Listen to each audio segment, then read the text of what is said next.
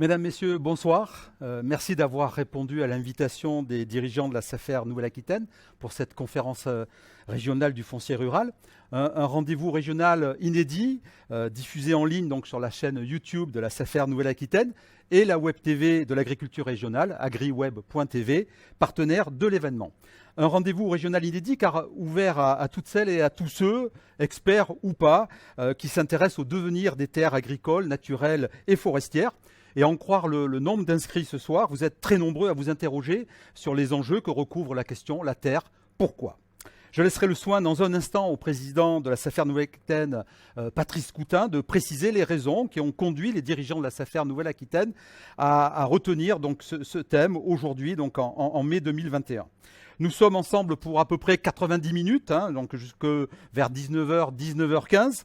90 minutes que nous vous proposons de séquencer autour de 3 débats d'une vingtaine de minutes chacun, avec de très nombreux invités que j'aurai le plaisir de vous présenter au fur et à mesure du déroulé de nos échanges. Alors 3 débats pour faire le lien entre les enjeux agricoles, environnementaux et de vitalité des territoires en Nouvelle-Aquitaine et essayer ainsi d'appréhender comment il est possible de les mettre en œuvre et de tous les concilier. 3 débats pour nourrir la réflexion collective avec la contribution d'un grand témoin, Sylvie Brunel, que nous avons le plaisir d'accueillir ce soir et que nous ne manquerons pas bien sûr d'interpeller, d'interroger tout au long de nos échanges pour profiter donc de ces analyses éclairantes. Chacun d'entre vous donc pourra évidemment prendre part au débat en posant ses questions en direct par SMS au 06 44 63 07 14. Toute une équipe est mobilisée pour réceptionner donc vos questions, nous permettre d'en traiter un maximum. Et si le temps venait à nous manquer, sachez que chaque question posée fera l'objet d'une réponse à l'issue de cette conférence. Vous pouvez trouver les réponses donc en ligne sur le site donc www.saferena.fr. Alors sans perdre une seconde, je vais céder la parole à Patrice Coutin, donc président de la SAFER Nouvelle-Aquitaine, pour quelques mots d'introduction. Patrice, si vous voulez bien, vous avez la parole. Merci. Bonjour à toutes et à tous. Je souhaiterais tout d'abord saluer et remercier l'ensemble des participants qui suivent en direct cette conférence en ligne. Une première pour la SAFER Nouvelle-Aquitaine avec plus de 500 inscrits. Sur le thème « La terre, pourquoi ?» ou « Comment concilier tous les enjeux du territoire ?» Alors, quels sont ces enjeux ? Tout d'abord, la Nouvelle-Aquitaine est la plus grande région agricole et forestière de France, mais également la première région européenne, l'équivalent de l'Autriche. C'est ensuite une région attractive et dynamique, à fort enjeu de développement et d'aménagement, comme par exemple les projets de lignes à grande vitesse. Ce développement accompagne une démographie en hausse. Les projections prévoient qu'en 2050, la population de Nouvelle-Aquitaine gagnerait 1 million par rapport à 2013 d'habitants. Dernièrement, la crise sanitaire a été l'accélérateur de certaines tendances, comme l'exigence d'une production de proximité et d'une alimentation de qualité, ou encore l'envie d'un retour à la campagne qui se développe notamment grâce au télétravail. Dans tout ça, le foncier est le support de tous ces enjeux et de ces besoins qui s'expriment. Agriculture de proximité, développement local, accueil de nouvelles populations, grands projets d'aménagement, préservation des ressources naturelles et du cadre de vie. Et il faut souvent gérer la compétition entre ces différents enjeux qui peuvent sembler a priori contradictoires, et dans une recherche constante des grands équilibres. Comment gérer cette compétition ? Comment assurer le renouvellement des générations en agriculture et garantir l'accès au foncier aux jeunes agriculteurs ? Comment maintenir les surfaces agricoles afin de sécuriser notre approvisionnement alimentaire ? Avec quels agriculteurs et quel type d'agriculteurs ?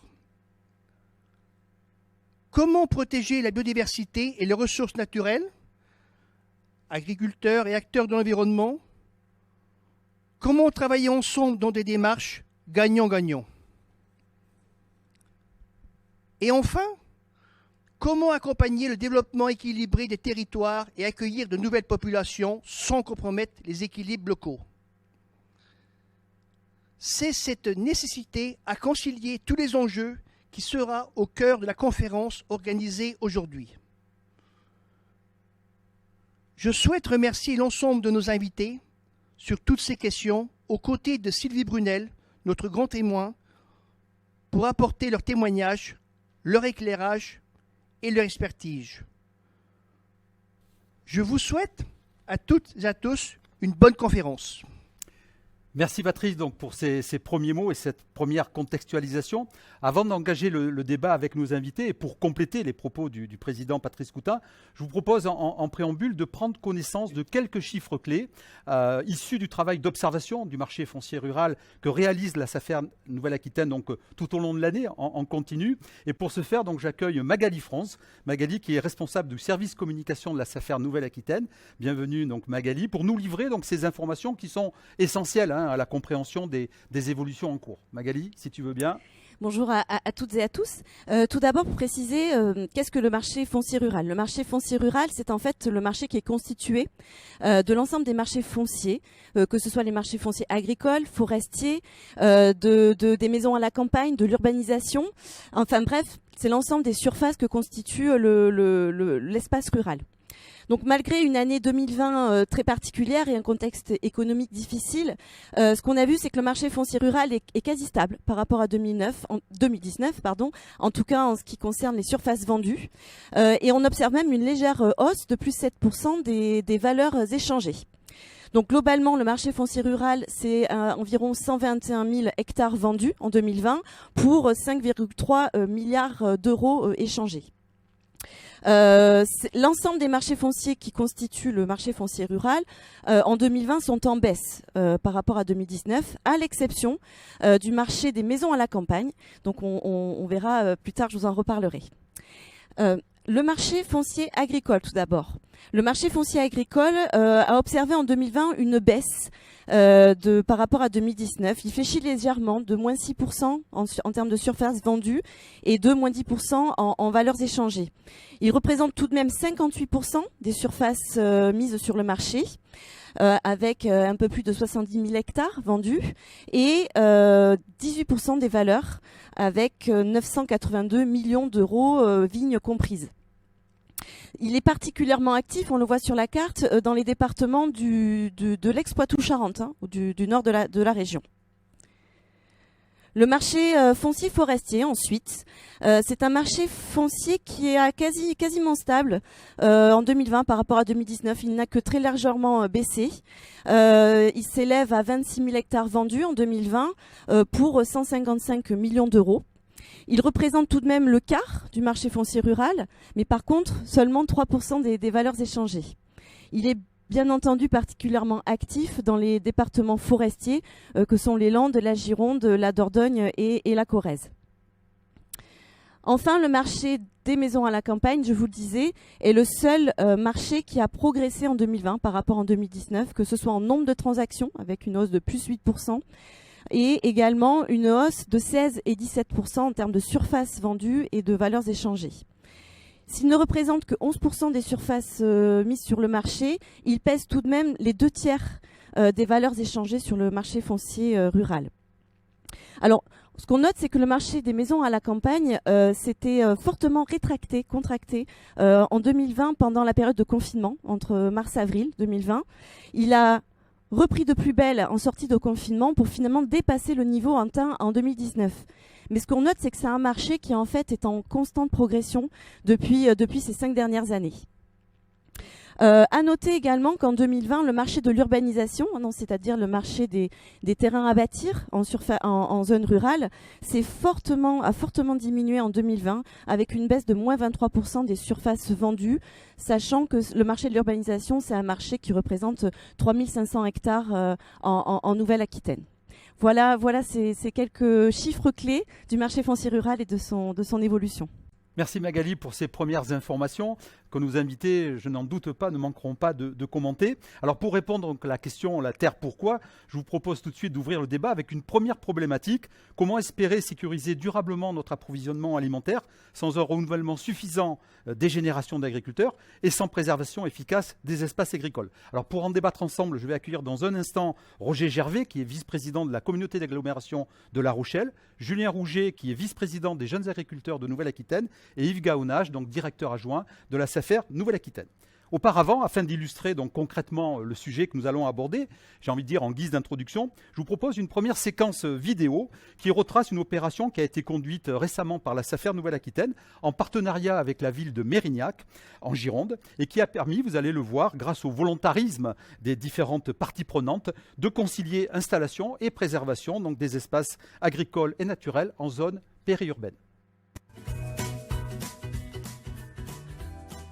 J'ai grandi à quelques kilomètres d'ici, à côté du parc du Bourgail, et que j'avais l'habitude de venir de temps en temps, jeune, faire du vélo à côté de ces terrains. Donc c'est vrai quand on m'a dit qu'il y avait ces terrains qui étaient à vendre pour des projets agricoles, alors que j'étais en train de faire ma reconversion professionnelle, pour moi ça a été vraiment presque un signe du destin, quoi. Ça faisait longtemps que la ville de Mérignac cherchait des terrains pour accueillir de jeunes agriculteurs. Et pour en fait répondre donc à deux questions. La première, c'est aider les jeunes agriculteurs, même en ville. Nous pouvons avoir aussi cette ambition. Et puis la deuxième, peut-être plus précise pour nous, qui consiste à dire, et si on produisait localement? On a eu cette opportunité avec ce grand terrain qui est situé du côté de Beute, chemin de Sabataille. Et là, on a travaillé avec la SAFER qui avait acquis ces terrains. Alors, on était sur un ensemble assez conséquent, ce qui est relativement rare sur la métropole de Bordeaux. Alors, dans ce cas précis, on achète, on stocke. Donc ça a été possible grâce à l'aide de la région. Donc un stockage de 3 ans qui favorise l'installation agricole. Nous avons donc un maraîcher bio, un héliciculteur, donc élevage d'escargots, un éleveur de porcs gascons. Nous avons un éleveur de poules pondeuses, donc tous sont en bio, et nous avons un centre équestre, donc qui répond plus à une demande pour le coup urbaine.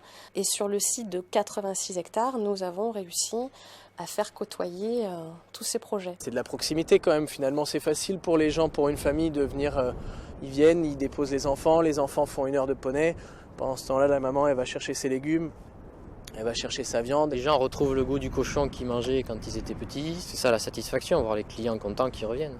Ce sont des porcs qui sont dehors toute l'année, ils courent, ils grattent, ils mangent beaucoup de vers, de racines.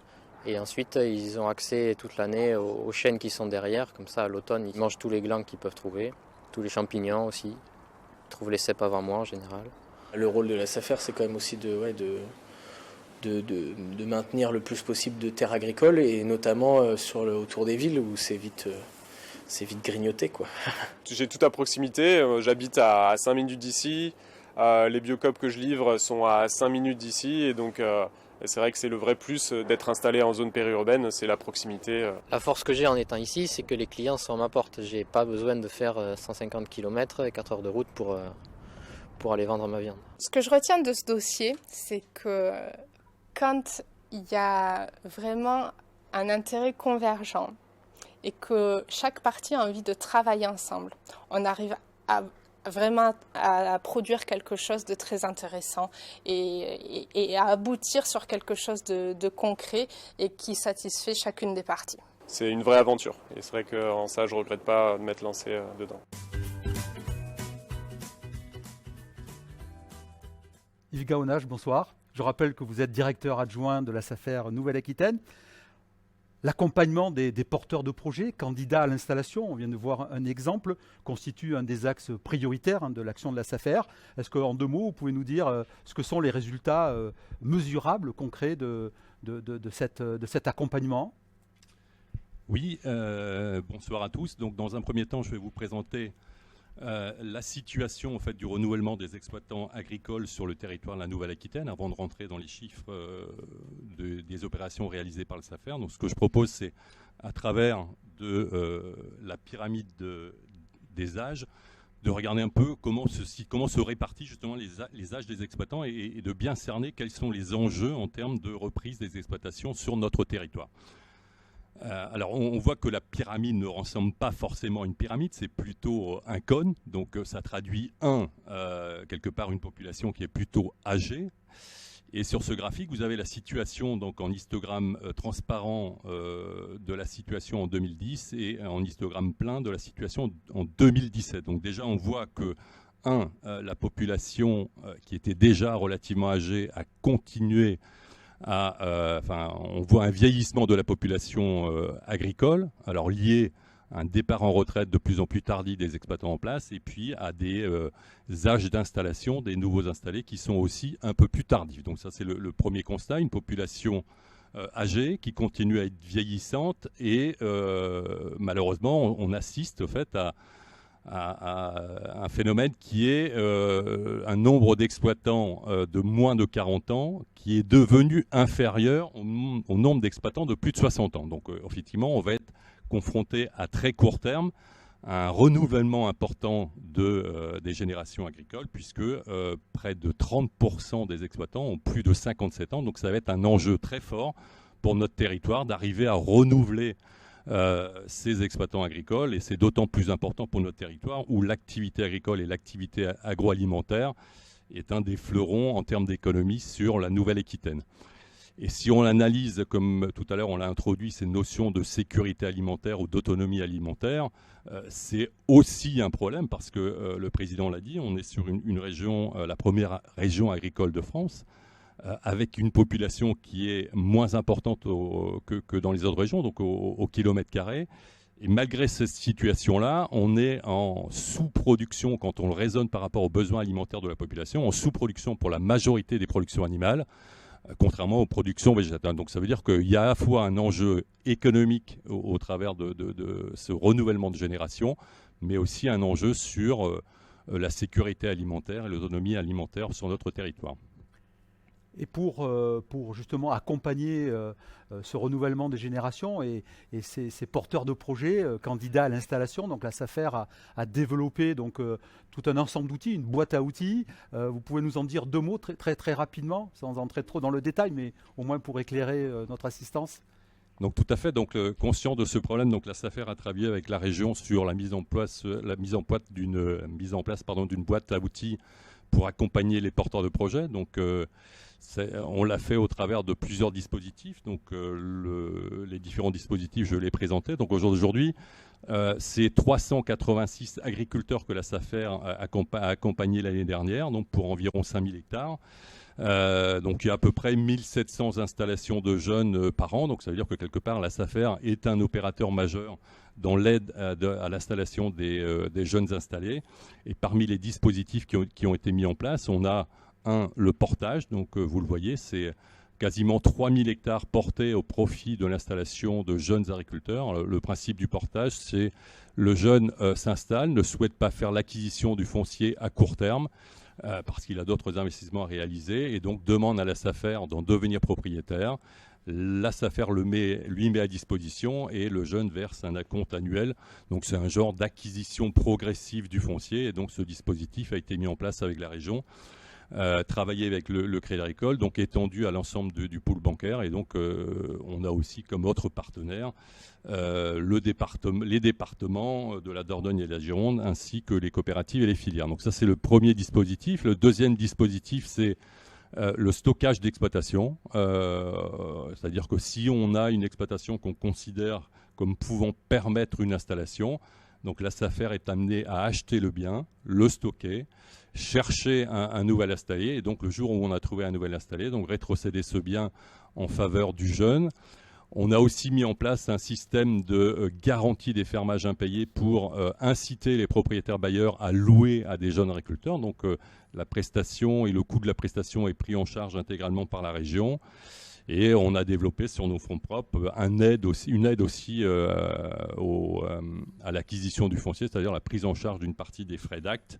Et on a développé aussi tout un dispositif concernant l'accompagnement des porteurs de projets et la mise en ligne des biens que la SAFER a proposé donc, sur le site Propriété Rurale. Merci Yves pour ces premières informations. Julien Rouget, donc je rappelle que vous êtes vice-président des jeunes agriculteurs de Nouvelle-Aquitaine, agriculteur en Charente-Maritime. Julien, on regarde des réalités de la pyramide des âges telle qu'elle vient de nous être rappelée. J'ai envie de vous dire, il y a urgence à se saisir plus encore de la question du renouvellement des générations, parce que sinon, il n'y aura pas de sécurité alimentaire.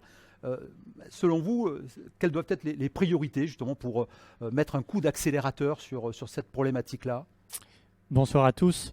Alors oui, effectivement, là, je pense qu'on en a tous bien pris conscience dans le monde agricole qu'on est en face d'un défi très très important, le défi de renouvellement des générations. Ça nous a été présenté, on a les chiffres et on a un vrai besoin de travailler ensemble, un vrai besoin d'échanger, de parler, de mettre en commun nos outils, nos perceptions aussi des choses.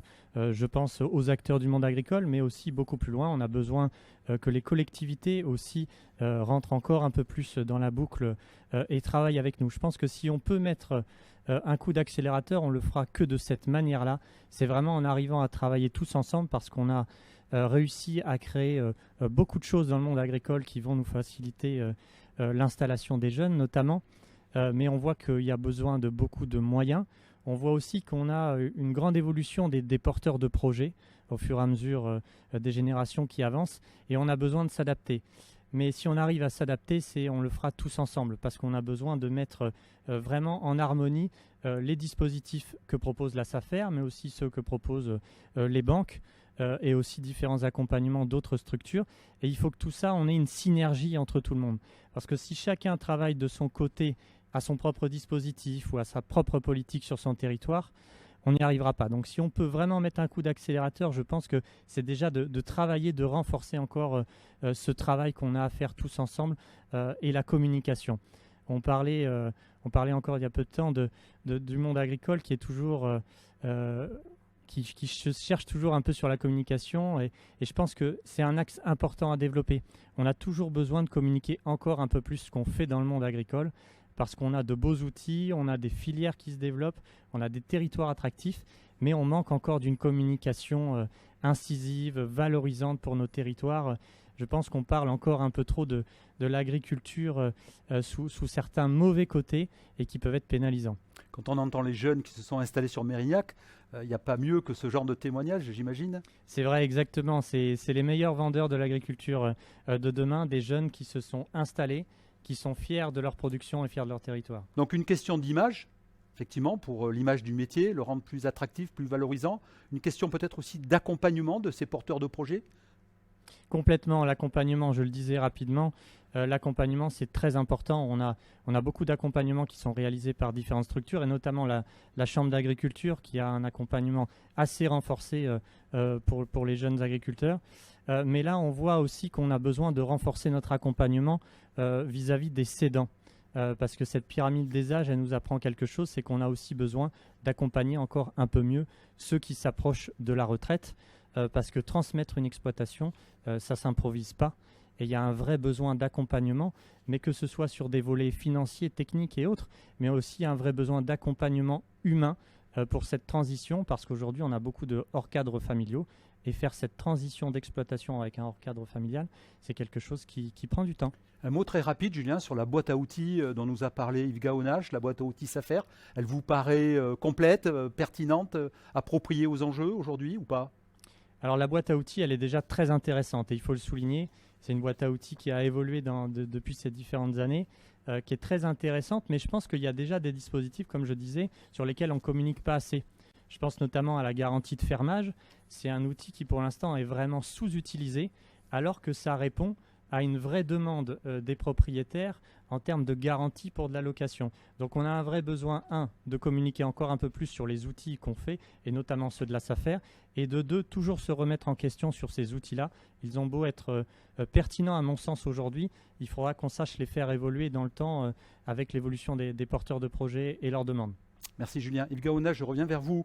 Est-ce que vous ne considérez pas que cette situation réclame peut-être plus et mieux de régulation foncière, s'agissant d'orienter le foncier qui se libère vers l'installation ? Et est-ce que vous considérez aujourd'hui avoir les dispositions réglementaires, les outils réglementaires pour être à la mesure des enjeux de ce renouvellement de génération ou pas ?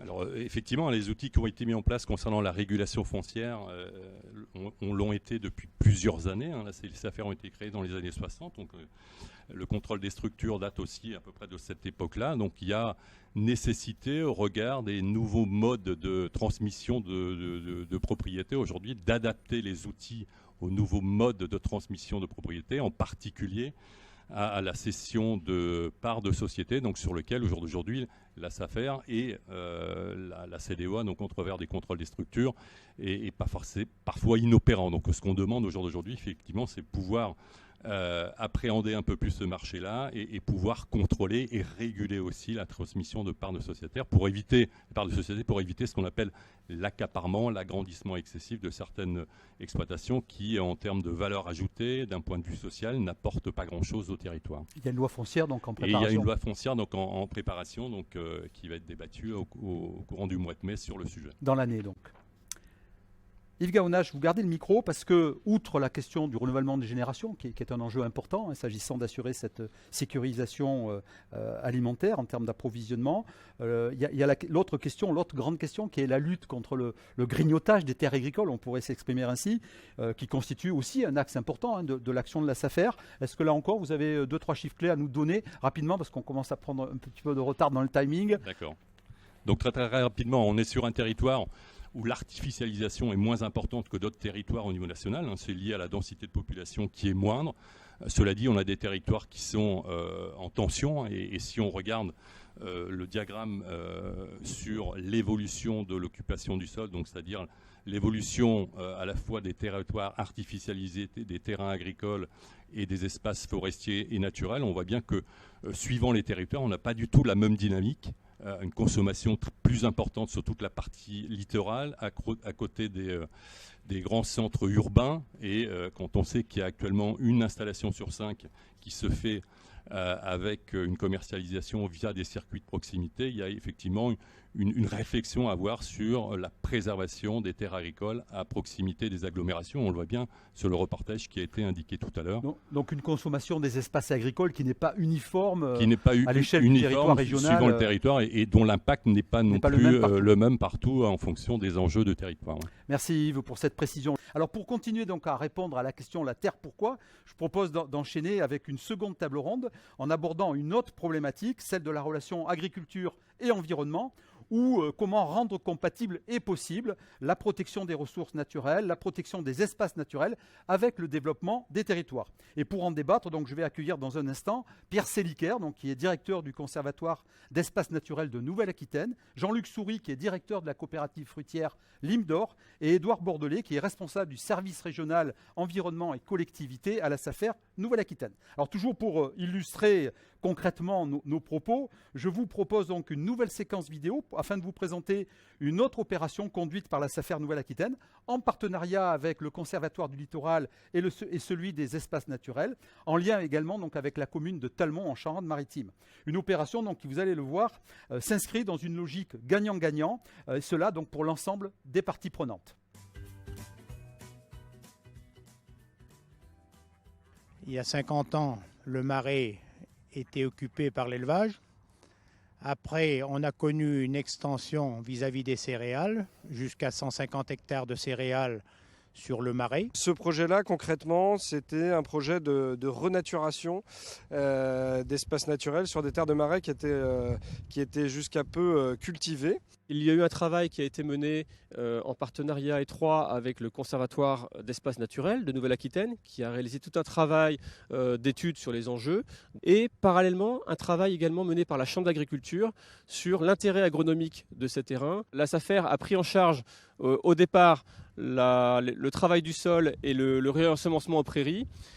Le Conservatoire a racheté derrière et à rembourser les travaux de restauration qui avaient été engagés. Et ces partenariats agricoles sont essentiels pour atteindre nos objectifs de préservation et de restauration de la biodiversité. L'élevage extensif est particulièrement adapté à ces objectifs de préservation parce qu'il permet de maintenir une hétérogénéité dans le développement de la flore et de laisser les cycles naturels se faire. Ça fait 2 ans que je suis sur les terres de Talmont avec mes moutons. Je les accompagne vraiment dès leur premier moment de vie. Je vérifie que les brebis ont bien du lait. C'est de la vente directe. Ensuite, travailler en partenariat avec l'éleveur pour réaliser les aménagements pastoraux nécessaires à l'exploitation de ces terrains. Donc il y a environ 13 km de clôture qui ont été implantés par l'éleveur avec du matériel fourni par le conservatoire du littoral.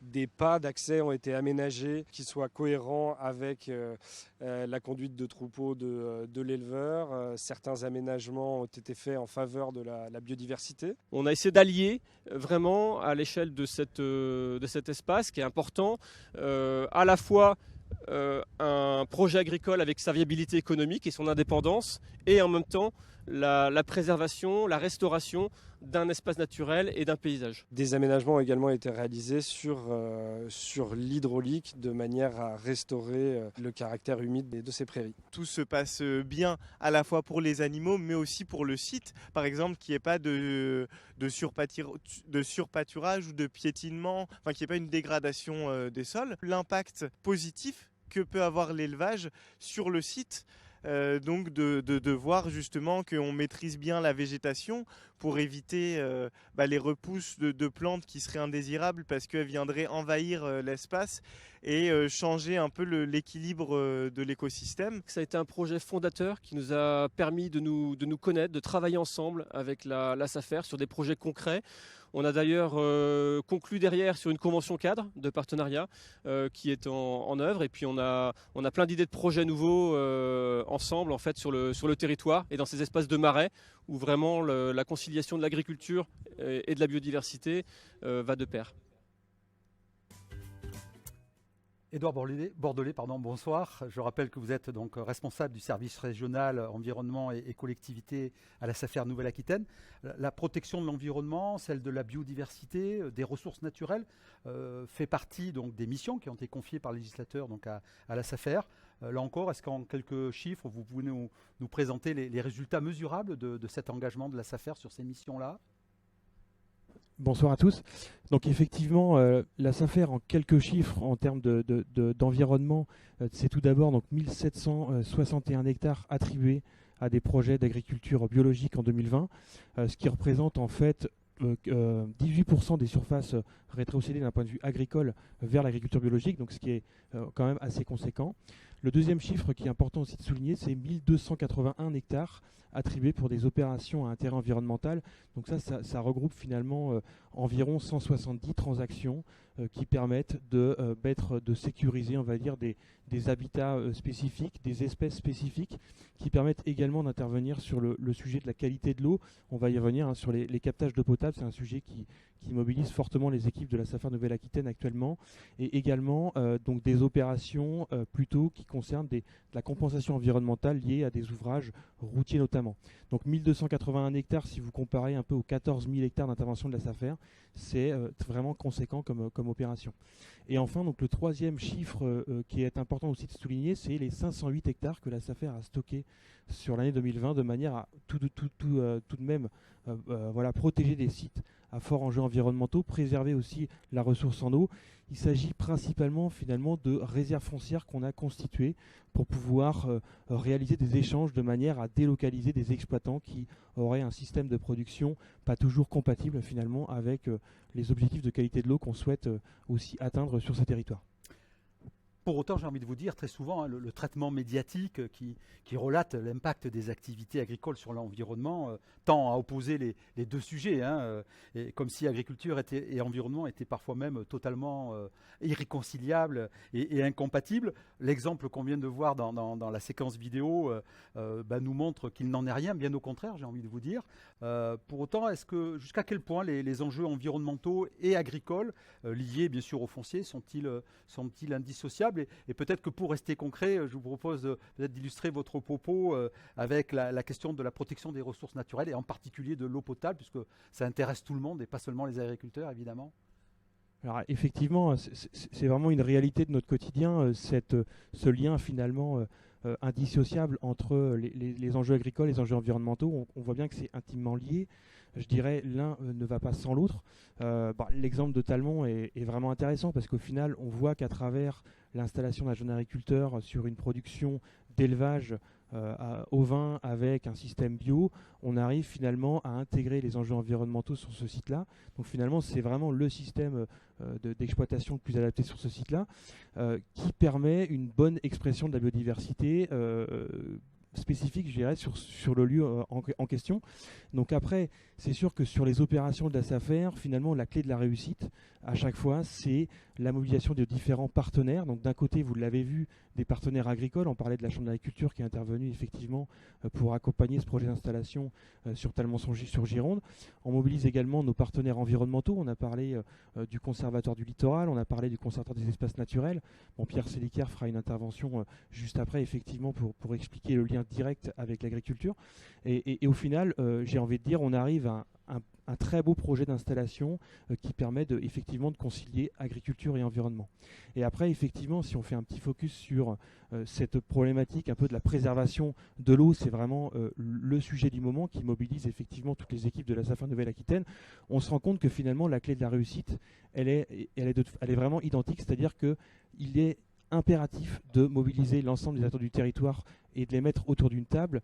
Donc on mobilise effectivement les agriculteurs, les collectivités, d'autres partenaires, de manière à d'un côté pouvoir accompagner les agriculteurs sur ces captages, sur une évolution finalement de leur pratique, une évolution du modèle lorsque c'est réalisable, j'ai envie de dire, et de l'autre, on se focalise finalement sur les exploitations où là le modèle serait un peu moins compatible avec la problématique de la préservation de l'eau.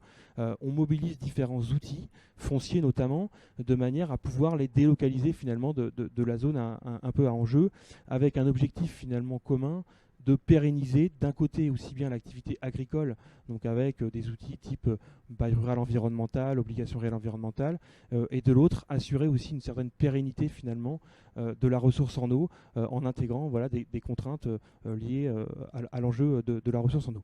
Merci Édouard Bordelais. Pierre Sélicaire, j'espère que vous m'entendez bien. Bon, parfait, on peut avancer. J'ai retenu, moi, comme Édouard, un mot récurrent dans le témoignage vidéo qu'on vient de voir, celui de partenariat. Vous êtes d'accord avec Édouard Bordelais? C'est cette question, cette capacité à travailler en partenariat, c'est la clé de la réussite pour faire s'engager agriculteurs et environnementalistes dans des démarches concertées et si possible gagnant-gagnant? Oui, bien sûr.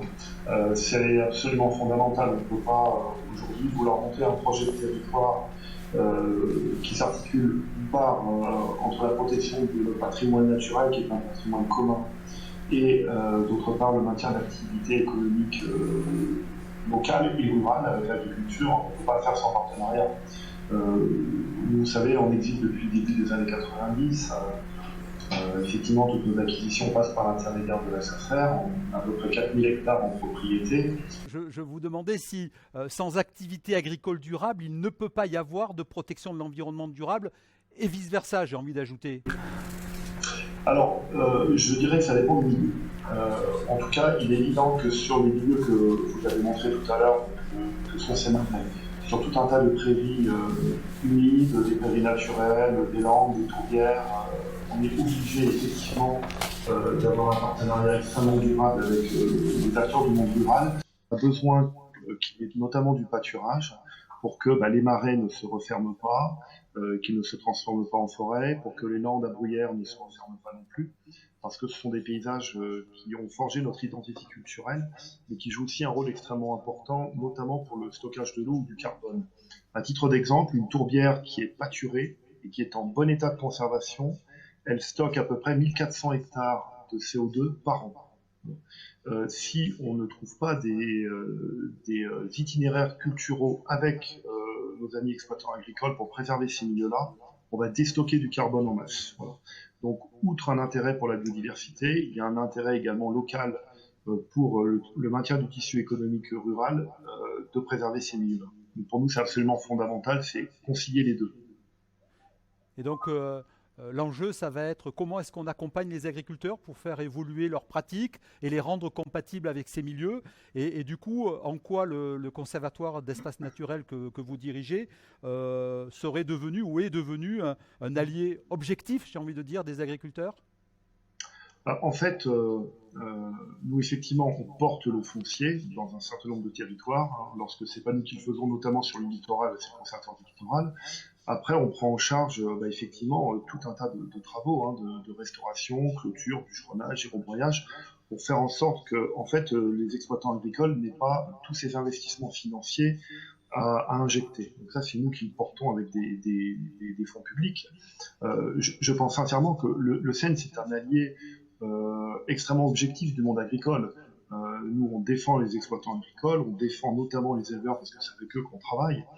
Le fait qu'on en ait plus de 300 sur nos terrains, c'est quand même, je pense, un gage de qualité. Alors, après, tout n'est pas non plus complètement rose, entre guillemets. Il faut être tout à fait honnête. Il y a des soucis de perte importante de biodiversité parce que il y a aussi parfois des actions agricoles qui sont contraires au maintien de la biodiversité. Ce qu'il faut, c'est tout simplement se mettre autour d'une table et discuter. Et en tout cas, c'est ce qu'on a toujours fait au conservatoire. C'est ce qu'on fait aussi à la SAFER, puisqu'on a la chance d'être dans la plupart des comités techniques départementaux SAFER, pour pouvoir effectivement faire évoluer les mentalités, en prenant aussi en compte un point qui est absolument fondamental, c'est il faut que les exploitants agricoles ils vivent de leur métier. C'est absolument pas normal qu'aujourd'hui, en moyenne, il y a une exploitation agricole qui disparaît tous les 2 jours. Et donc l'enjeu de l'accompagnement de l'activité agricole est un enjeu déterminant finalement.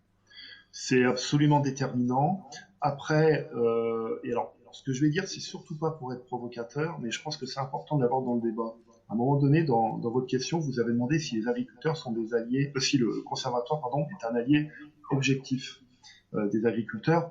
Et moi, je poserai aussi une question tôt ou tard, c'est est-ce que les agriculteurs sont des alliés objectifs et ou parfois opportunistes auprès du CEN.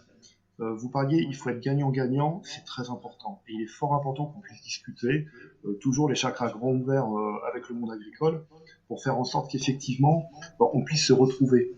À savoir que nous, tous nos terrains sont mis à disposition des exploitants agricoles.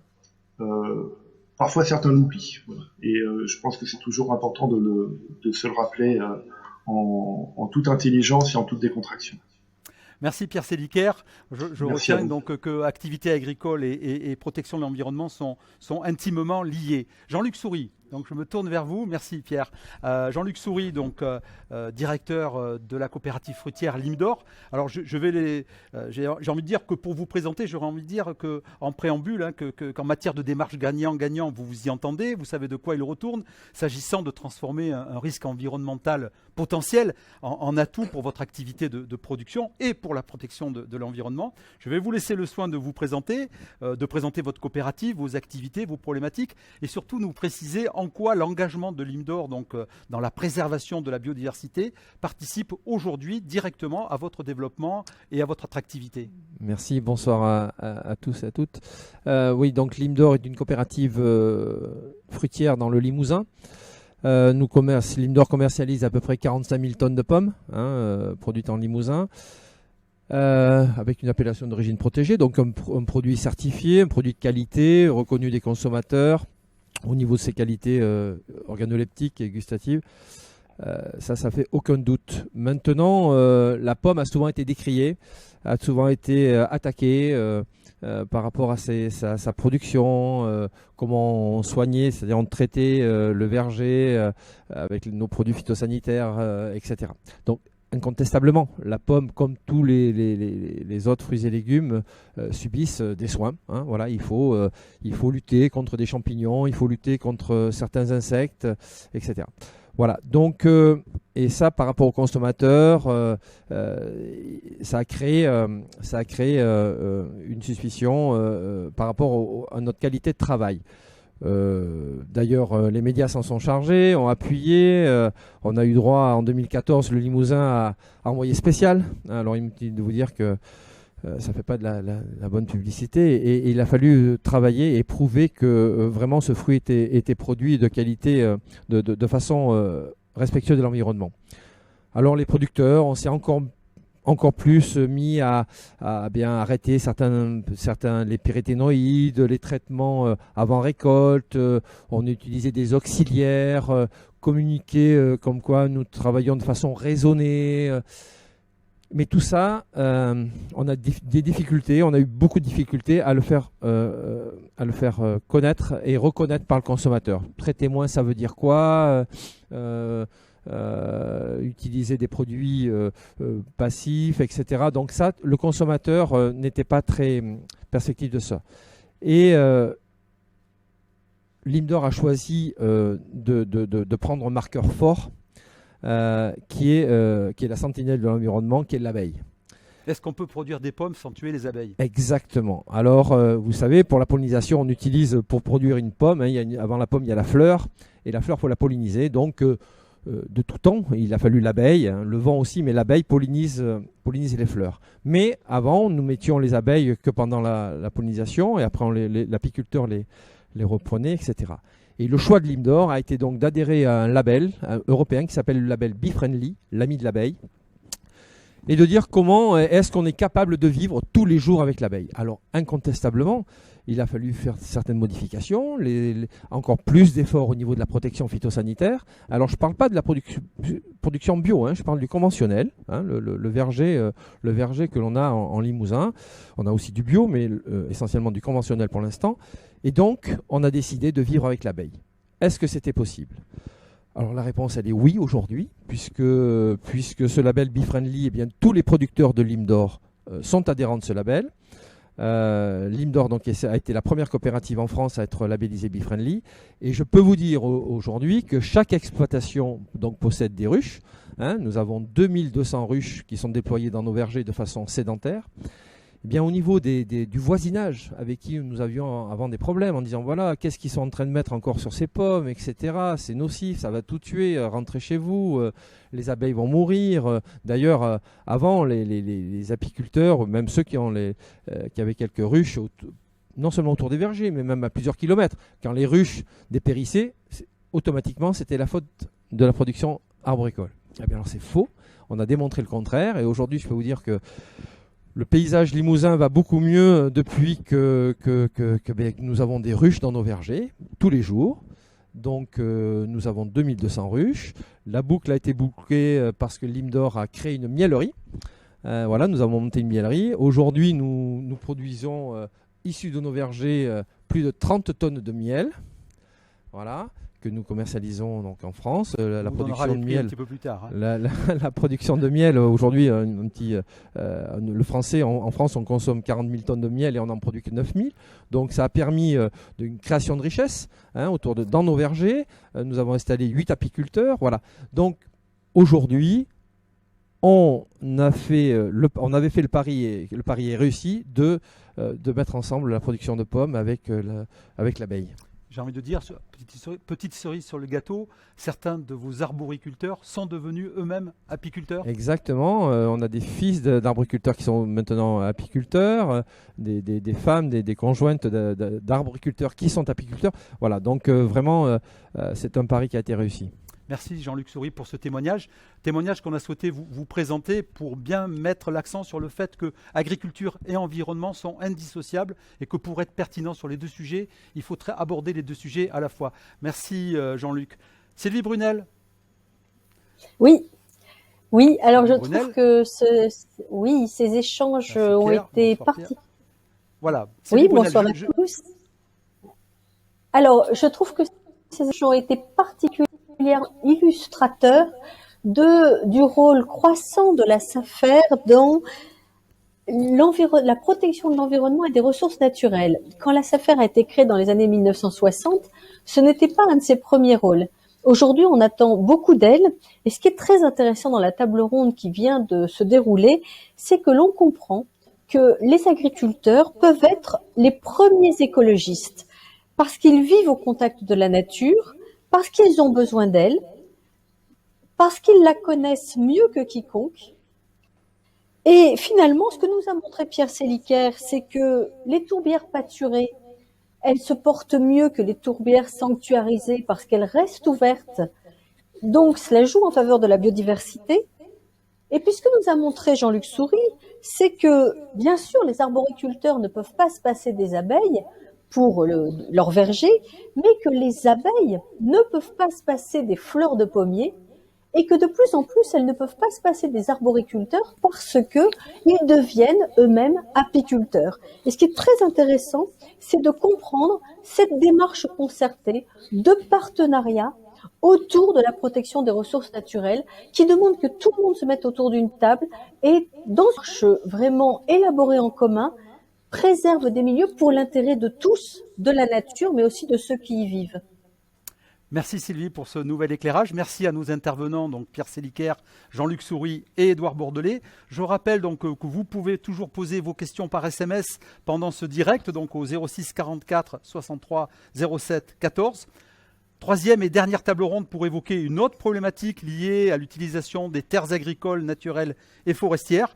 Comment accompagner le développement des territoires et accueillir de nouvelles populations sans compromettre les équilibres locaux? Dans un instant, donc, pour en débattre, je vais accueillir Luc Servant, donc, le président de la Chambre d'agriculture de Nouvelle-Aquitaine, Philippe Tuzelet, directeur de la SAFER Nouvelle-Aquitaine. On aurait dû accueillir, je dois vous l'avouer, Arnaud Portier, directeur de l'établissement public foncier local Pays Basque. Simplement, donc, il y a eu un petit problème technique qui a empêché Arnaud. J'espère qu'on va récupérer avec nous Roger Gervais, le président de la communauté d'agglomération de La Rochelle, parce que les questions que je destinais à Arnaud Portier, je pense que Roger Gervais va pouvoir y répondre. Alors, pour illustrer donc ce dernier chapitre, je vous propose une ultime séquence vidéo afin de vous présenter comment le rêve est devenu réalité pour un couple de citadins en mal de campagne et qui, grâce au travail des équipes de la SAFER Nouvelle-Aquitaine, en lien avec leurs partenaires de proximité, eh bien, ont pu poser leurs valises dans la Creuse pour y vivre, pour continuer leurs activités d'avant et même pour l'un d'entre eux à commencer à développer une activité agricole.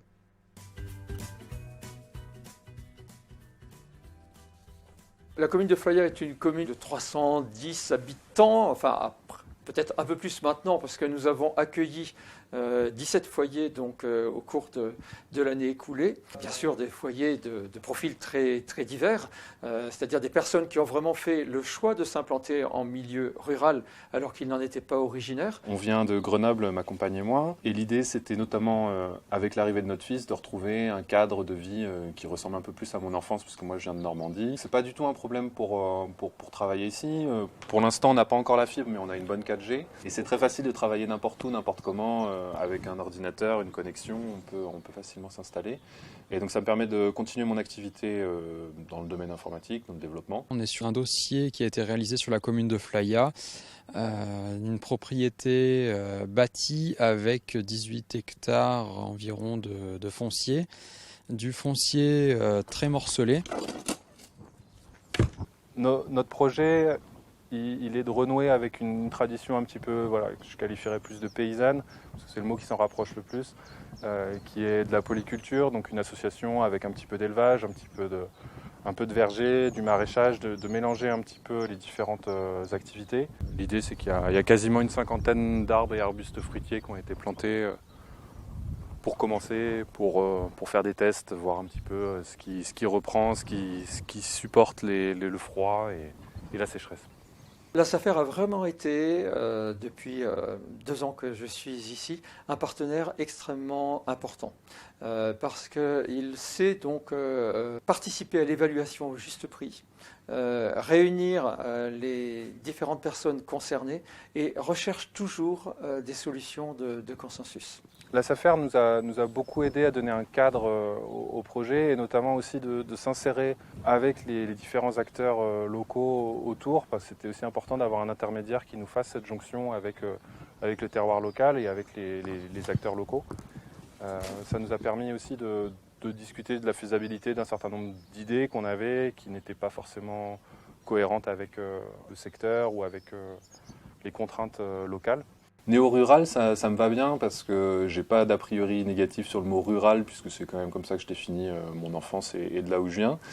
Et le côté néo, je pense que c'est important parce que pour moi la ruralité c'est pas revenir à la bougie et un mode de vie ancien. On garde les outils technologiques d'aujourd'hui, les nouveaux savoirs aussi et l'idée c'est de retrouver un mode de vie un petit peu plus proche d'un cadre vert, tout en étant toujours connecté.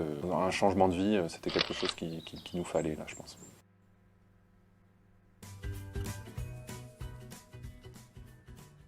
Philippe Tuzelet, bonsoir. Je rappelle que vous dirigez donc la SAFER Nouvelle-Aquitaine. Tout à l'heure, votre collègue Yves Gaonache nous rappelait lors de la première table ronde, la Nouvelle-Aquitaine est une vaste région avec des réalités foncières, démographiques, économiques assez différentes, avec parfois des territoires très, très attractifs, parfois proches de l'asphyxie, faut-il le dire, et d'autres où la déprise agricole se mesure au développement des friches, et parfois même où les processus de repli identitaire sont toujours possibles. Alors j'imagine que mobiliser du foncier pour ici permettre l'implantation d'une ligne ferroviaire, TGV Bordeaux-Paris, ou le développement d'une zone commerciale, ou là encore pour construire des logements afin d'accueillir des nouvelles populations. C'est jamais sans conséquence pour les activités agricoles existantes et la vie des villages impactés. Comme pour l'agriculture et l'environnement, la SAFER Nouvelle-Aquitaine accompagne le développement local. Ça fait partie des missions qui vous ont été confiées par le législateur. Est-ce que vous pouvez nous dire 2 mots de ce que sont les réalités de l'activité SAFER sur cet accompagnement du développement local ? Très bien, oui, effectivement, ce troisième sujet, le développement local, on peut l'illustrer au travers de 2 thématiques principales où les chiffres s'affichent actuellement. Concrètement, en 2020, c'est 634 hectares qui ont été rétrocédés aux collectivités locales, mais c'est aussi, vous allez le voir tout à l'heure, de l'anticipation, notamment, vous citiez, Philippe, l'exemple de la LGV. Il nous a fallu presque une dizaine d'années pour préparer le terrain, si on peut dire. Et nous avons justement en stock aujourd'hui 1410 hectares pour servir ces projets de développement du territoire. C'est 7,2 millions d'euros. Donc il nous faut aussi des ressources et des reins pour porter ces investissements-là. Yves le disait tout à l'heure pour l'installation, autre sujet, mais c'est 17 millions de stock, c'est quand même pas neutre. Et puis c'est aujourd'hui un peu plus de 50% du territoire qui est sous surveillance avec les collectivités locales pour justement accompagner au mieux ces projets de développement. Donc ça, c'est un premier bloc. Et le deuxième bloc, parce que le développement local, c'est le développement des infrastructures, de l'habitat, etc. Mais c'est aussi l'accueil de populations nouvelles qui ont un impact sur la dynamique des territoires. Et nous avons de ce point de vue-là, ça a été dit tout à l'heure aussi dans les précédentes tables rondes, vous voyez, c'est très entrecroisé tous nos sujets-là, entre agriculture, environnement et développement local. Nous avons eu une explosion des marchés à la campagne, des maisons à la campagne, donc des urbains qui s'intéressent aux milieux ruraux. Et nous avons aujourd'hui 1200 porteurs de projets qui sont accompagnés par les services internes. On a 210 propriétés qui sont disponibles, je le dis à ceux qui nous suivent, disponibles sur le site Propriété Rurale et qui n'attendent que des porteurs de projets. Et on a doublé en 2020 pratiquement le nombre de contacts de ces porteurs de projets. Alors le confinement y est aussi probablement pour quelque chose, mais c'est une tendance qui est amorcée depuis 4-5 ans.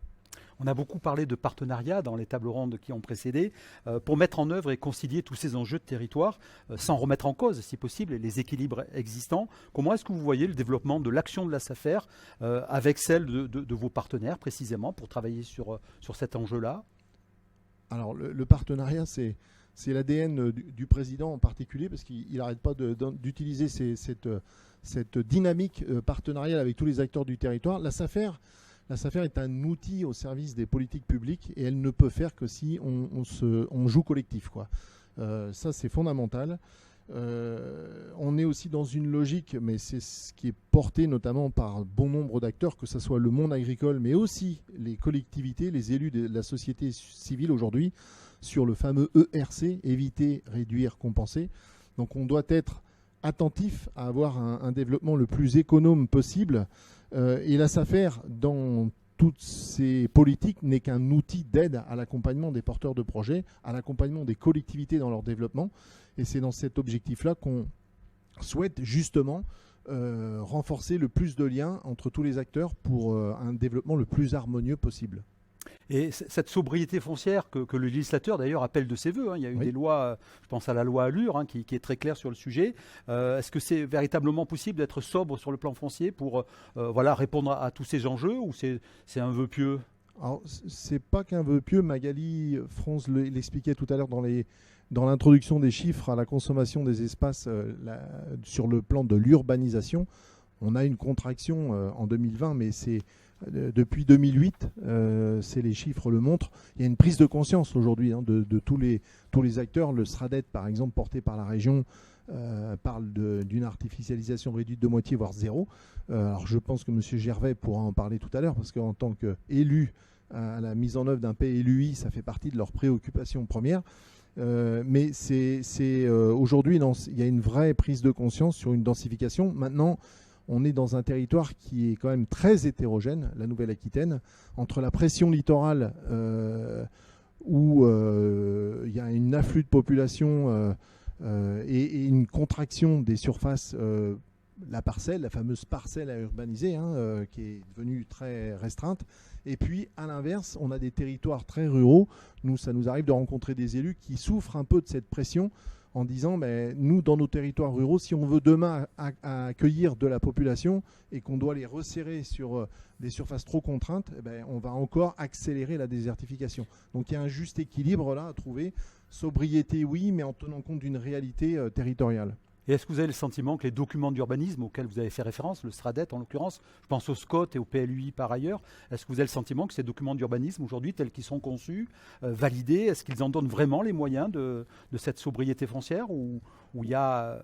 Pour moi, oui, mais je pense que les autres intervenants pourront peut-être plus s'exprimer sur le sujet. Mais pour moi, oui, je pense qu'ils sont devenus pour certains contraignants d'ailleurs.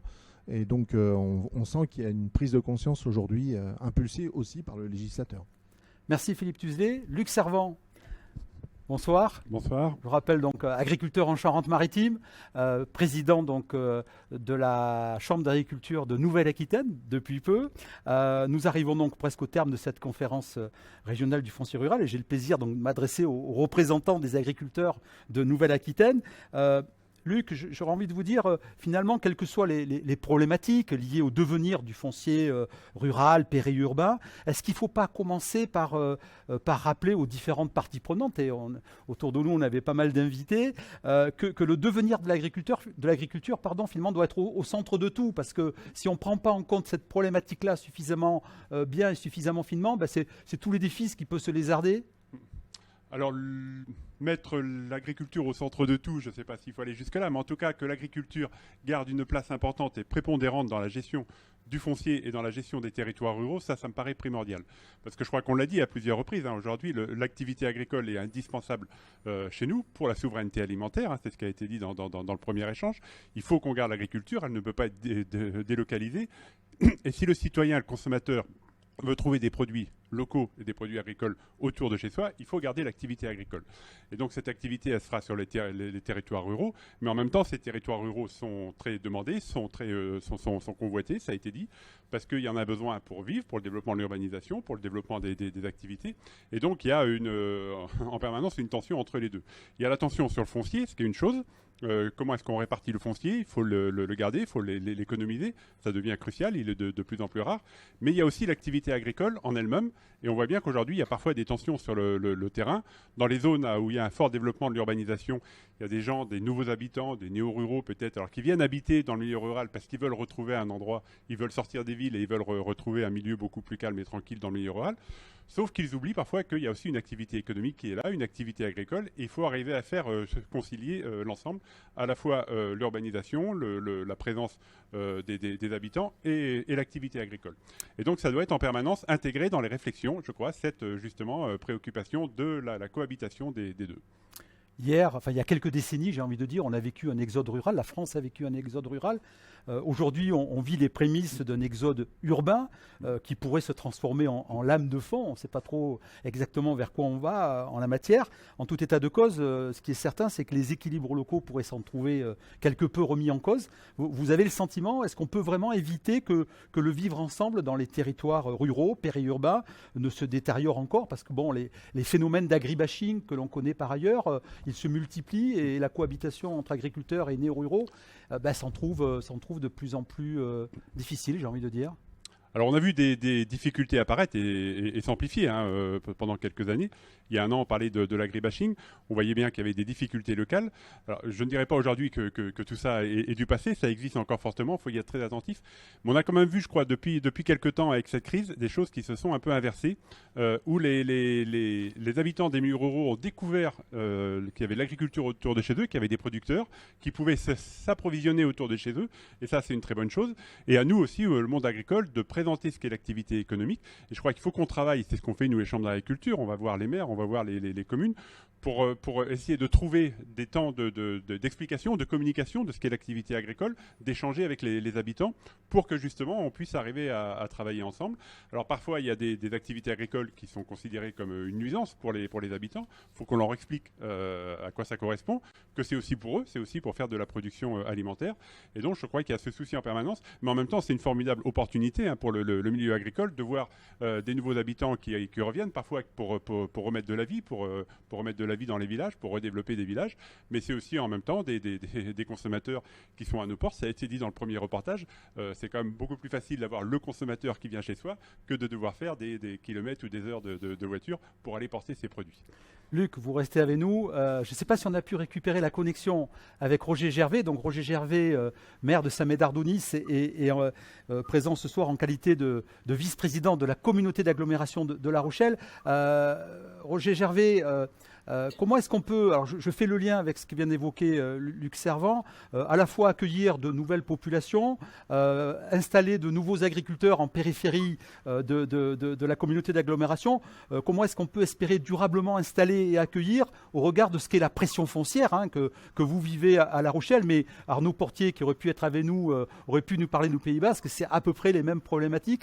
Comment est-ce que vous arrivez à gérer des demandes qui parfois peuvent s'avérer contraires en tout cas? Bonsoir, j'espère que vous m'entendez. Très bien cette fois-ci, c'est bon. Parfait. Oui, alors comme ça vient d'être dit, effectivement l'agribashing, on a passé disons qu'il y a eu une phase de transition. J'ose espérer que ça va s'améliorer et que c'est en train de s'améliorer.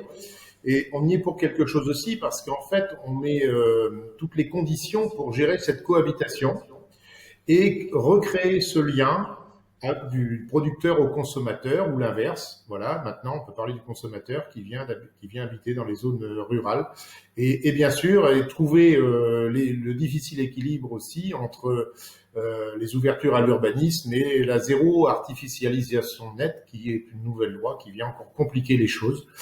Voilà, et on sent sur le terrain que ça évolue. Et d'ailleurs, l'intérêt, ce qu'on voit qui est nouveau, moi j'avais beaucoup d'inquiétudes il y a quelques années, et aujourd'hui on voit de nouveaux porteurs de projets qui ont des profils très intéressants et qui sont aussi plutôt formés, qui ont de nouvelles idées et qui sont en recherche d'échange et qui peuvent même apporter du conseil sur des techniques agricoles. Alors bien sûr, il s'agit surtout en périphérie urbaine, en ce qui concerne la CDA La Rochelle. L'angle d'entrée en fait des compétences de l'agglomération se fait sur plutôt le maraîchage périurbain et l'agriculture périurbaine, comme on le dit. Et bien sûr, ces nouveaux profils pourraient s'inscrire dans les espaces tests que l'on met en place, qu'on est en train d'étudier, pour apporter justement leurs conseils et échanger avec les agriculteurs et les maraîchers en place. Et bien sûr, les futurs maraîchers qui vont s'implanter. Merci Roger Gervais. Luc Servant, au regard des propos de Roger Gervais, comment est-ce que l'agriculture régionale, donc avec ces différentes organisations, puisque j'imagine que ce n'est pas seulement la Chambre d'agriculture, comment est-ce que vous vous préparez précisément donc à la nécessaire intégration de ces nouveaux profils? Parce qu'on sait très bien que pour assurer le renouvellement des générations, les fils et filles d'agriculteurs n'y suffiront pas. Alors on le voit aujourd'hui, comme l'a dit Roger Gervais, effectivement aujourd'hui il y a des nouveaux arrivants qui veulent s'installer en agriculture. Et nous, les chambres d'agriculture, on doit être là justement, c'est notre mission et c'est notre rôle, on doit être là pour les accueillir, leur ouvrir les portes. Et c'est vrai que très souvent on est sur des schémas qui sont un peu différents des modèles entre guillemets qu'on avait jusque-là. Et donc on le voit, c'est des nouvelles installations.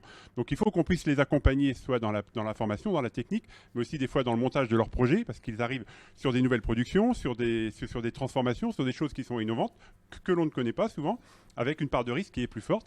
Et donc, il faut qu'on puisse accompagner avec l'ensemble des autres organismes de formation, de conseil, de financement, l'ensemble des autres organismes, et aussi avec les élus, puisque parfois, comme le disait, comme ça vient d'être dit, il faut aussi pouvoir les accueillir sur un territoire qui n'a pas toujours été peut-être organisé pour cela.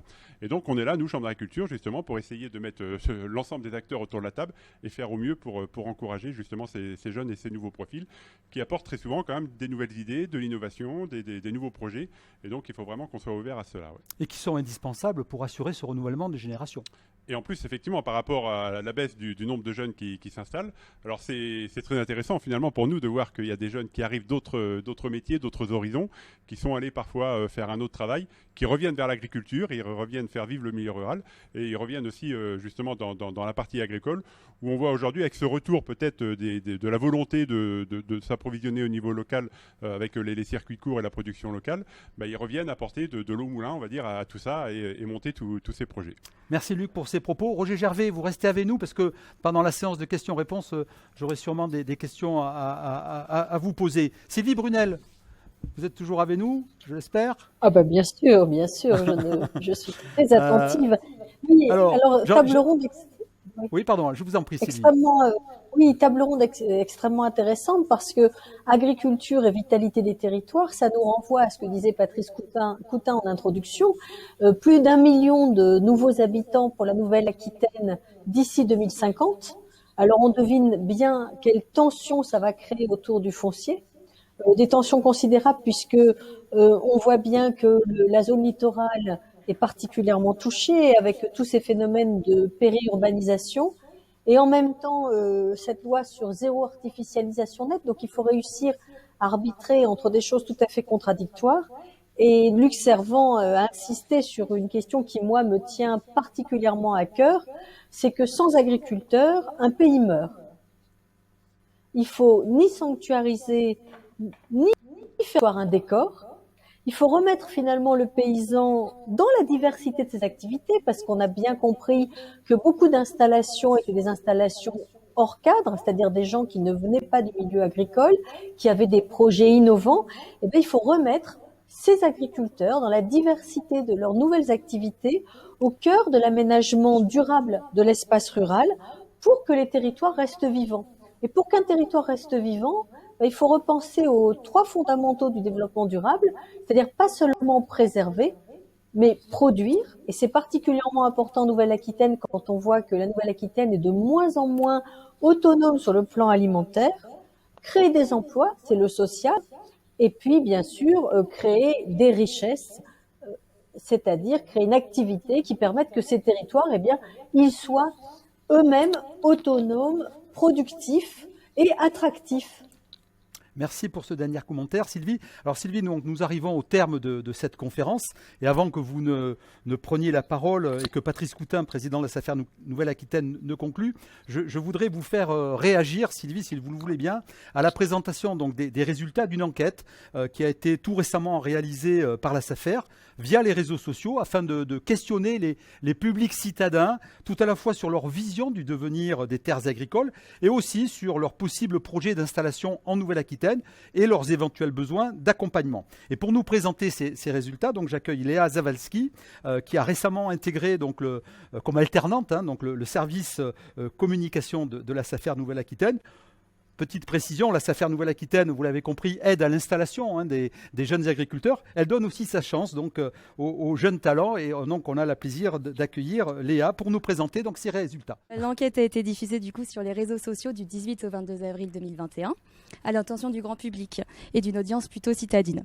336 réponses ont été récoltées. Nous les avons questionnées sur leur vision du devenir des terres agricoles et leur envie de campagne. Ce sont les Parisiens qui ont majoritairement répondu à l'enquête. Nous avons commencé par leur demander quelles étaient leurs 2 priorités pour orienter l'utilisation des terres qui vont se libérer demain. L'agriculture arrive en tête, suivie de près de l'environnement. Les résultats obtenus reflètent un certain équilibre, mais avec l'agriculture en priorité. À la question quelles doivent être les priorités à prendre en compte pour l'agriculture, les réponses ont souligné un certain souhait d'une production locale pour une consommation locale, suivi de près de 2 autres priorités, installer de nouveaux agriculteurs, ainsi que le développement de l'agriculture biologique.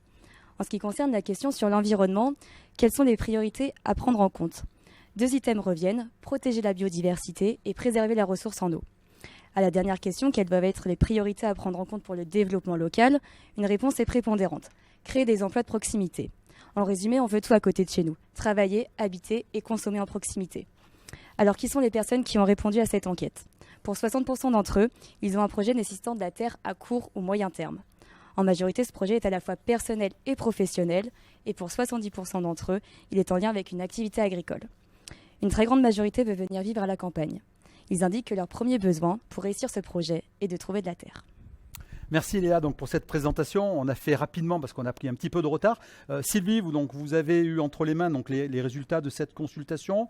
Qu'est-ce que vous inspire ces informations et surtout quel premier enseignement peut-on en tirer? Un enseignement qui est très positif, qui est très encourageant, puisque ce qu'on constate, c'est que l'agriculture reste perçue comme une priorité. Alors bien sûr, plusieurs intervenants sont revenus sur ce problème que les nouveaux ruraux oublient que l'agriculture, elle doit être performante, elle doit être productive. Ils ont du mal avec les grandes cultures, ils ont du mal avec les exploitations qui sont à la France d'assurer sa sécurité alimentaire. Ils ont une vision qui est un peu une vision, bucolique de l'agriculture, c'est-à-dire qu'ils veulent du circuit court, qu'ils veulent de la production locale, de la consommation locale.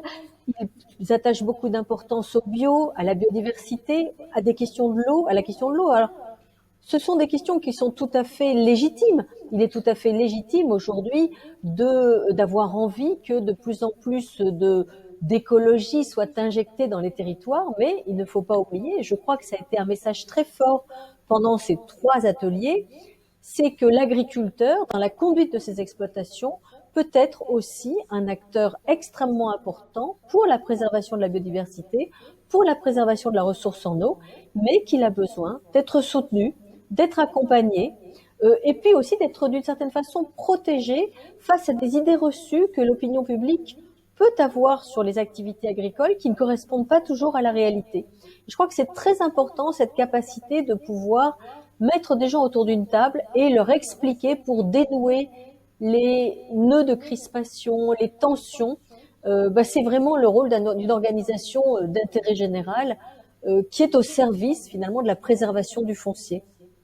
Merci Sylvie. Alors autour de la question, la terre pourquoi, à laquelle on essaie de répondre ce soir, qui est simple dans sa formulation, mais qui est certainement complexe dans ses réponses, se jouent donc des enjeux essentiels pour notre pays. J'aurais d'abord envie de vous demander, pour clore donc cette conférence, si au regard de tous les éléments de contexte que vous avez vous-même repris dans vos analyses et vos commentaires, est-ce qu'on ne vit pas un moment critique finalement, un moment clé de l'évolution autour donc, de tous ces enjeux liés au foncier? Si, tout à fait, vous avez raison d'insister là-dessus. Ce que nous a montré cette Assemblée générale, c'est que autour du devenir du foncier rural, et particulièrement du foncier rural en Nouvelle-Aquitaine, se jouent aujourd'hui des enjeux essentiels. Des enjeux essentiels à la fois pour la France, parce que la France est le pilier de la sécurité alimentaire européenne. Elle fait encore partie du top 10 des grands exportateurs de céréales mondiaux. Mais la Nouvelle-Aquitaine est aussi une terre qui est concernée par le fait que la France est le premier pays d'accueil des touristes au monde. Alors évidemment, hors confinement. Donc elle incarne cette Nouvelle-Aquitaine qui est la première région agricole d'Europe. Elle incarne cette tension entre cette nécessité d'indépendance alimentaire, de souveraineté alimentaire et cette capacité aussi d'être capable d'accueillir des touristes, d'autant que la région et le tourisme représente la première source d'emploi en Nouvelle-Aquitaine. Donc vous voyez, on a ce paradoxe, à la fois la grande région agricole, la première région pour l'accueil des touristes en termes d'emploi, et puis on l'a vu sur les graphiques, par exemple avec les Landes ou la Dordogne, la première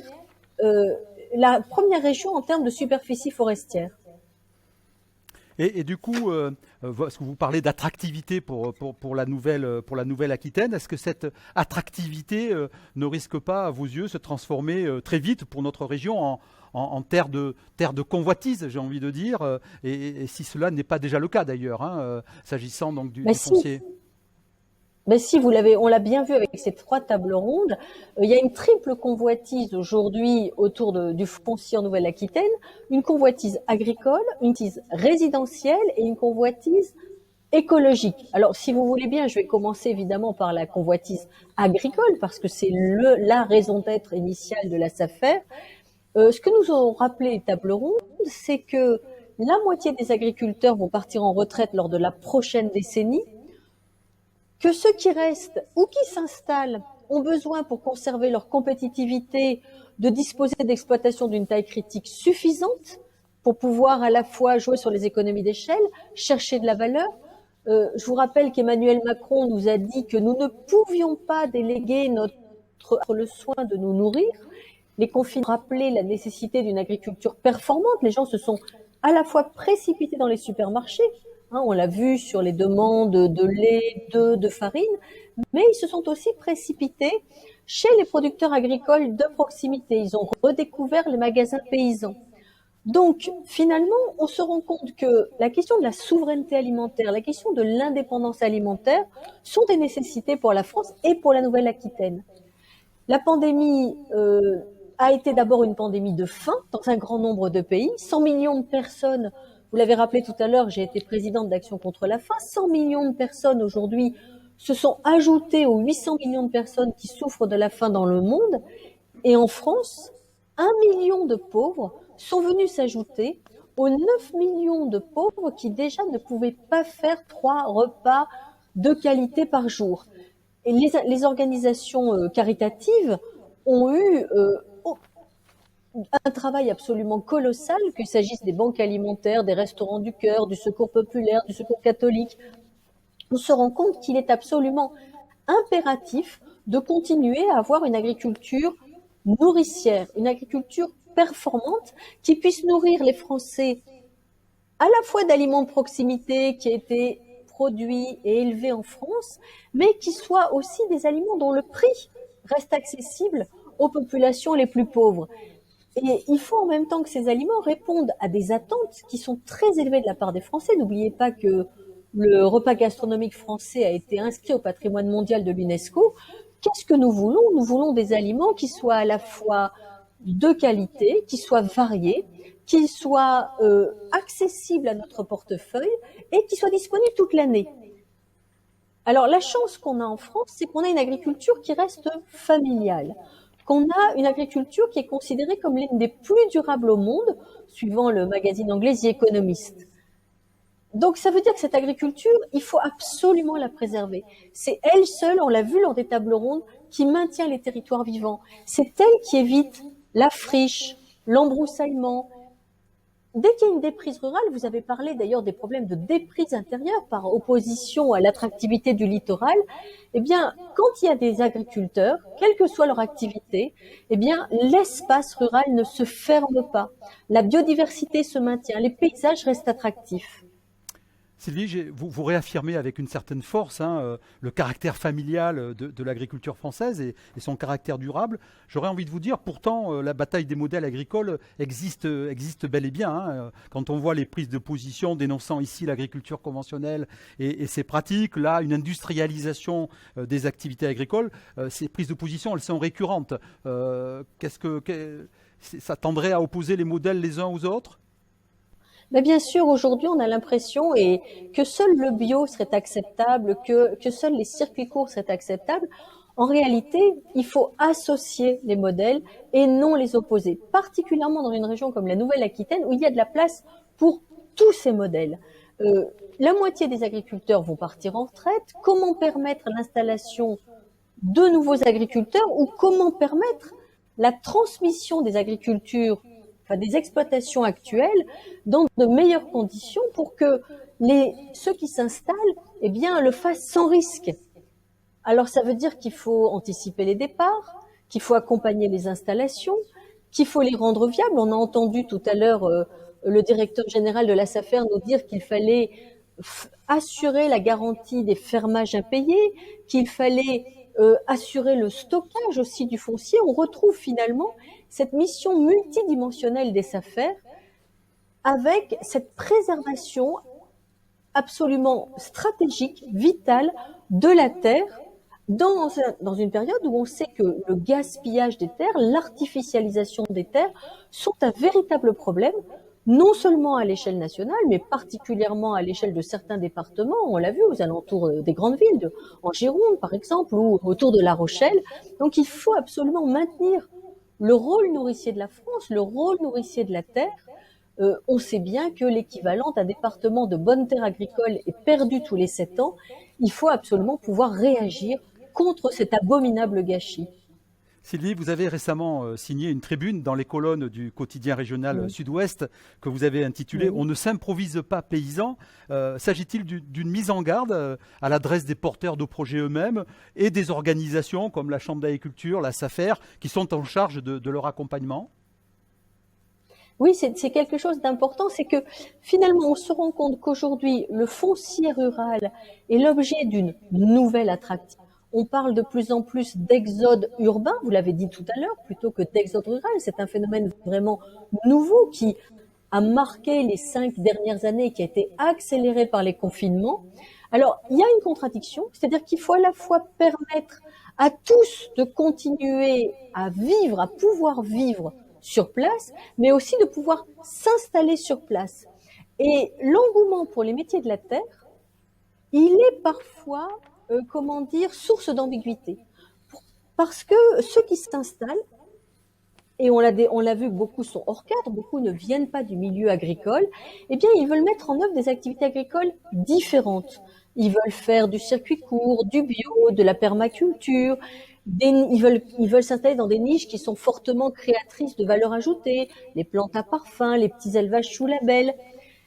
Mais le problème, c'est que on ne s'improvise pas paysan. C'est compliqué quand on n'a pas la connaissance de la difficulté, pénibilité du travail agricole, des exigences aussi à remplir de toutes les normes, des difficultés du marché. Et c'est pourquoi il faut que ces attentes de ruralité, ces envies de ruralité, ne débouchent pas soit sur un endettement, soit sur des désillusions. Et c'est pourquoi il faut les accompagner. Et je crois que c'est important dans ce qu'on a entendu dans les tables rondes, c'est que la SAFER a compris que ces envies de ruralité, elles devaient être l'objet d'un accompagnement. Parce qu'il fallait justement que les utopies ne soient plus des utopies, qu'elles débouchent sur des activités viables, sur des territoires vivants, pour l'ensemble des habitants de cette Nouvelle-Aquitaine. Et ces envies de ruralité que vous évoquez, est-ce qu'elles ne vont pas avoir un impact, fort sur la question du vivre ensemble dans les territoires ruraux, comme on l'évoquait avec Luc Servant tout à l'heure? Oui, alors on l'a évoqué particulièrement sur le rush, sur les maisons de campagne, parce que finalement cette région, elle a une qualité énorme, c'est qu'elle est infiniment attractive. Et pour les gens qui vivent depuis longtemps, eh bien, se pose un vrai problème aujourd'hui, c'est de pouvoir rester vivre au pays, de pouvoir installer ses enfants, ses petits-enfants, de pouvoir acquérir une maison, un terrain non loin de chez soi.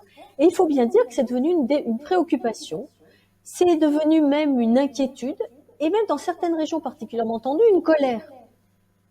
Parce que le prix flambe et que sans intervention régulatrice, eh bien, ce sont finalement ceux qui sont là depuis longtemps ou les nouveaux installés qui n'arrivent pas à mener une activité devant la flambée du prix des maisons de campagne. Donc finalement, on revient à ce rôle de la SAFER qui est de veiller à limiter la pression foncière, à orienter les usages du territoire pour ne pas laisser le libre jeu du marché dicter sa loi à des acteurs qui ne sont pas tous égaux face à la raréfaction du foncier et face à la flambée des prix. Donc un besoin de régulation du marché foncier qui vaut également pour le développement des activités touristiques, puisqu'on a beaucoup insisté, et vous-même dans vos propos, sur les atouts de la Nouvelle-Aquitaine en la matière, mais il va falloir aussi réguler ce marché-là en direction des activités touristiques. Eh bien, c'est quelque chose d'important. L'attractivité touristique, c'est un formidable moyen de créer de la valeur. Quand un territoire devient convoité, quand on a envie de le connaître, de l'aimer, eh bien, il se valorise à la fois aux yeux des touristes, mais aussi aux yeux de ceux qui y vivent. Vous savez, j'ai écrit un livre qui s'appelle La planète disneylandisée. La disneylandisation, c'est la mise en valeur des singularités locales, parfois réduites à l'état de stéréotype, mais en même temps, c'est ce qui fait aussi qu'un territoire n'est pas banalisé par le rouleau compresseur de la mondialisation. C'est quelque chose qui donne de la valeur à votre culture, vos usages, à votre gastronomie. Donc on a vu que la Nouvelle-Aquitaine, le tourisme est la première source d'emploi dans cette région. Donc c'est une immense opportunité.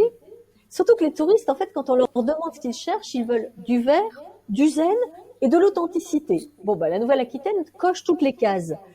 Alors, il y a énormément d'opportunités pour des mouvements tels Bienvenue à la ferme, pour les chambres d'hôtes, pour les gîtes ruraux.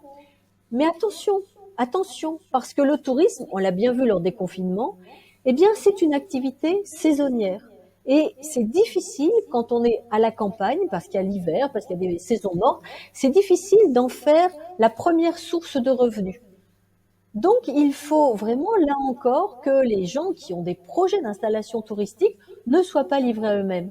Et je crois que Patrice Coutin disait que la SAFER jouait le rôle essentiel d'accélératrice des projets de vie.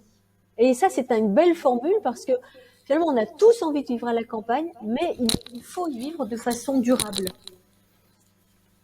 Merci Sylvie donc pour cette intervention. Il nous reste quelques minutes pour essayer de tenir le timing, chose qui n'est pas aisée au regard de l'ampleur des sujets abordés ce soir. Donc on a reçu beaucoup de questions pendant tout le direct et également donc en amont, en préparation de cette conférence régionale, on a reçu des questions par email au moment des inscriptions. Donc on a retenu un certain nombre de questions auxquelles on va essayer de répondre tout de suite avant que Patrice Coutin donc ne conclue cette conférence régionale, mais je rassure donc chaque participant, chaque auditeur, toutes les questions trouveront une réponse par mail, pour ceux qui nous ont adressé les questions par mail, et pour tous ceux qui ont répondu par SMS, et pour les questions auxquelles on n'aura pas pu répondre dans l'instant, eh bien vous retrouverez ça donc sur le site www.saferena.fr. Il y aura donc réponse à toutes les questions. Alors parmi les questions récurrentes qui sont revenues, il y en a une qui concerne la question de l'utilisation du foncier, évidemment, notamment donc par le développement de la production donc d'électricité renouvelable via des panneaux photovoltaïques au sol. Alors la question, donc, je la dirige vers Luc Servant parce que je sais c'est une question sensible, difficile à traiter. Quelle est la position de l'agriculture régionale sur cette question-là et du coup la ligne de conduite que la SAFER va tenir pour mettre en œuvre ces projets-là? Luc Servant. Alors effectivement, c'est une question qui est importante aujourd'hui parce que à la fois ça peut ramener de l'économie et de la valeur ajoutée dans les territoires. Il y a une demande, mais en même temps, si on commence à mettre des panneaux sur les terres agricoles, c'est un facteur supplémentaire de consommation de foncier. Donc là, au niveau du monde agricole et avec les chambres d'agriculture, avec les autres organismes, on a réfléchi un peu à une doctrine pour savoir un peu ce qui pouvait être acceptable dans ce domaine. Alors aujourd'hui, la priorité reste bien de mettre des panneaux en dehors des terres agricoles. Il y a des anciennes carrières, il y a les bâtiments, tout ce qu'on peut mettre sur les toits, il faut le faire. Il y a des ombrières, tout ça, il faut le faire. Après, sur l'activité agricole, c'est vrai que on garde le principe de ne pas passer des terres agricoles sur des panneaux photovoltaïques, mais en même temps, pour aussi peut-être évoluer ou avancer un peu, on se dit aujourd'hui, on peut mettre des panneaux sur des terres agricoles si on garde bien une activité agricole sur ce même foncier et que l'activité agricole reste à la fois prépondérante et que c'est bien l'agriculteur qui gère justement cette nouvelle activité. Et ça, je crois que c'est important parce qu'on peut aujourd'hui concilier les deux activités. C'est ce qu'on appelle de l'agrivoltaïsme, c'est-à-dire qu'on peut mettre des panneaux sur des serres, on peut mettre des panneaux qui servent d'ombrières pour certaines productions qui vont plutôt nécessiter de l'ombre, pour certains élevages. Et là, on peut marier, on va dire, ou faire cohabiter sur une même parcelle les deux activités. Donc pour nous, c'est un peu une petite avancée que l'on a acceptée pour justement permettre parfois aussi dans certains territoires où il y a vraiment des terres à très, très faible potentiel, de ramener aussi un peu d'économie, d'activité économique, mais en gardant bien cette nécessité de garder les deux activités et en tout cas l'agriculture comme activité prépondérante. Alors une autre question, Luc Servant, sur la question de la ressource en eau. Vous êtes agriculteur en Charente-Maritime, donc le sujet est sensible. Il l'est partout, mais particulièrement dans ce département. Une question qui nous dit la ressource en eau ne doit-elle pas être considérée comme du foncier universel, appartenant à tous? Et ceci pour arriver à la question, quand donc est-il enfin réglementé de ne pas arroser les cultures agricoles en pleine journée, en plein soleil, partout dans les routes, les chemins alentours, au lieu de le faire en goutte à goutte, au sol et la nuit? Et ça, c'est une question à laquelle il faut répondre en 2 minutes. 30 secondes. 30 secondes.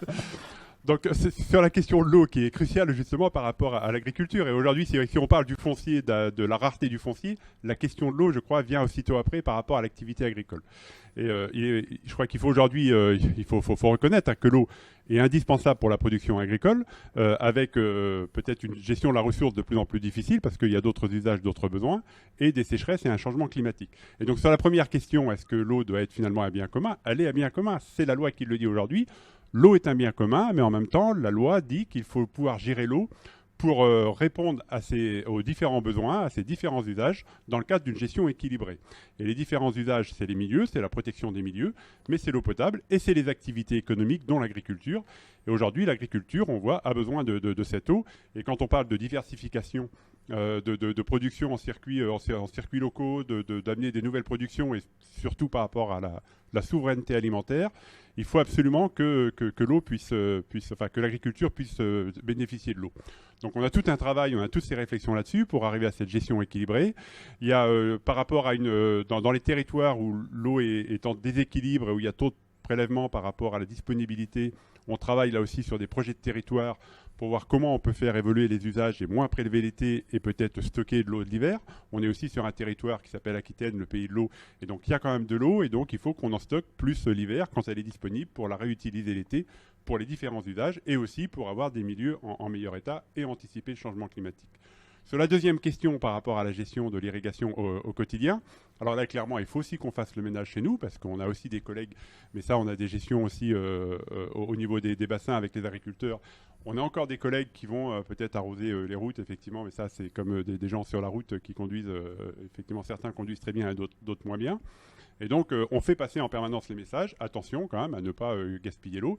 Alors, c'est pas toujours très simple. Je suis agriculteur, je suis aussi irrigant. Quand on est en bord de parcelle, le vent se lève ou il tombe. Et le soir, on a à peu près réglé l'irrigation et on revient le matin même de bonne heure. Le vent s'est levé, est tombé, a changé de sens. Et donc, effectivement, ça part un peu sur la route. Donc, on essaie de faire le maximum pour ne pas que ça arrive. Et par rapport à la question après, est-ce qu'il faut continuer à arroser avec des asperceurs en pleine journée? Alors, l'irrigation avec les asperceurs, ou comme on dit plus souvent avec les canons, c'est quand même ce qui est le plus souple pour nous quand on veut irriguer plusieurs parcelles, plusieurs cultures. C'est moins coûteux que de l'irrigation avec des tuyaux au sol. Et après, ça a peut-être l'avantage, le désavantage plutôt que c'est visible et quand c'est en plein soleil, c'est critiqué. Donc là-dessus, c'est vrai qu'on va mettre en priorité l'irrigation de nuit. Il y a toujours la question, est-ce qu'il faut l'interdire de jour? Nous, on préfère ne pas le faire parce que c'est plutôt la question du vent qui est cruciale. Alors, il y a aussi la question de la température, mais ça, on irrigue en priorité de nuit. Mais quand il y a du vent la nuit, puis que finalement, il n'y en a pas le jour, on préfère, il vaut mieux arroser de jour en soleil, mais sans vent. Enfin, il y a aussi beaucoup de critères techniques qui font que c'est vrai qu'il y a peut-être une image vue de l'extérieur, mais on a aussi des contraintes techniques qui font que parfois, on ne fait pas tout ce qu'on veut, même si, évidemment, en tout cas, le message est une meilleure utilisation. Ouais, en tout cas, beaucoup de démarches de progrès pour faire évoluer les pratiques agricoles sur ces questions-là, y compris sur la question de l'eau. Voilà, mais de toute façon, il y a un chiffre. Depuis 20 ans, on a réduit de 30% la consommation de l'agriculture pour la même production. Finalement, donc, il y a eu beaucoup d'avancées pour une meilleure gestion de l'eau. Merci Luc. Philippe Tuzelet, une question donc, sur un sujet qu'on n'a pas eu le temps d'aborder, celui des projets alimentaires de territoire. Une question de Damien en Gironde qui nous dit, ces projets alimentaires de territoire permettent de relocaliser une agriculture de proximité, compatible donc avec les enjeux de la transition agroécologique. Comment construire un outil territorial de pilotage du foncier et comment gouverner un foncier agricole et forestier qui n'appartient quasiment plus à la puissance publique? Est-ce que ces outils n'existent pas déjà? C'est ce que fait la SAFER aujourd'hui au quotidien. Elle achète du foncier pour le stocker et ensuite le redistribuer à des porteurs de projets. Parce qu'on n'a pas vocation à porter le foncier de la SAFER Nouvelle-Aquitaine. D'abord, je pense qu'on n'en a pas les moyens. Par contre, on va servir de relais, de stockage et de redistribution vers les projets les plus pertinents. Le président en parlera dans sa conclusion, mais on a des lieux de démocratie foncière, on appelle ça, où on réunit tous les mois les décideurs pour prendre des options et des arbitrages. Et on stocke, on vous l'a dit tout à l'heure, dans le stockage. Et c'est évident qu'aujourd'hui, sur la démarche alimentaire, on est sollicité par de nombreuses collectivités, il y en a plein, Bergerac, Périgueux, l'exemple de Mérignac tout à l'heure, il y a eu dans le Pays Basque, à Tulle en ce moment, à Limoges, à Poitiers, donc on est de plus en plus, parce que le foncier pour ces projets alimentaires territoriaux est nécessaire pour l'assise foncière, mais les exemples qu'on vous a montrés tout à l'heure au travers au moins deux exemples, le Jeune de la Creuse et le dossier Mérignac, illustrent bien cette capacité qu'on a de stocker pour ensuite redistribuer. Donc c'est ce qu'on fait.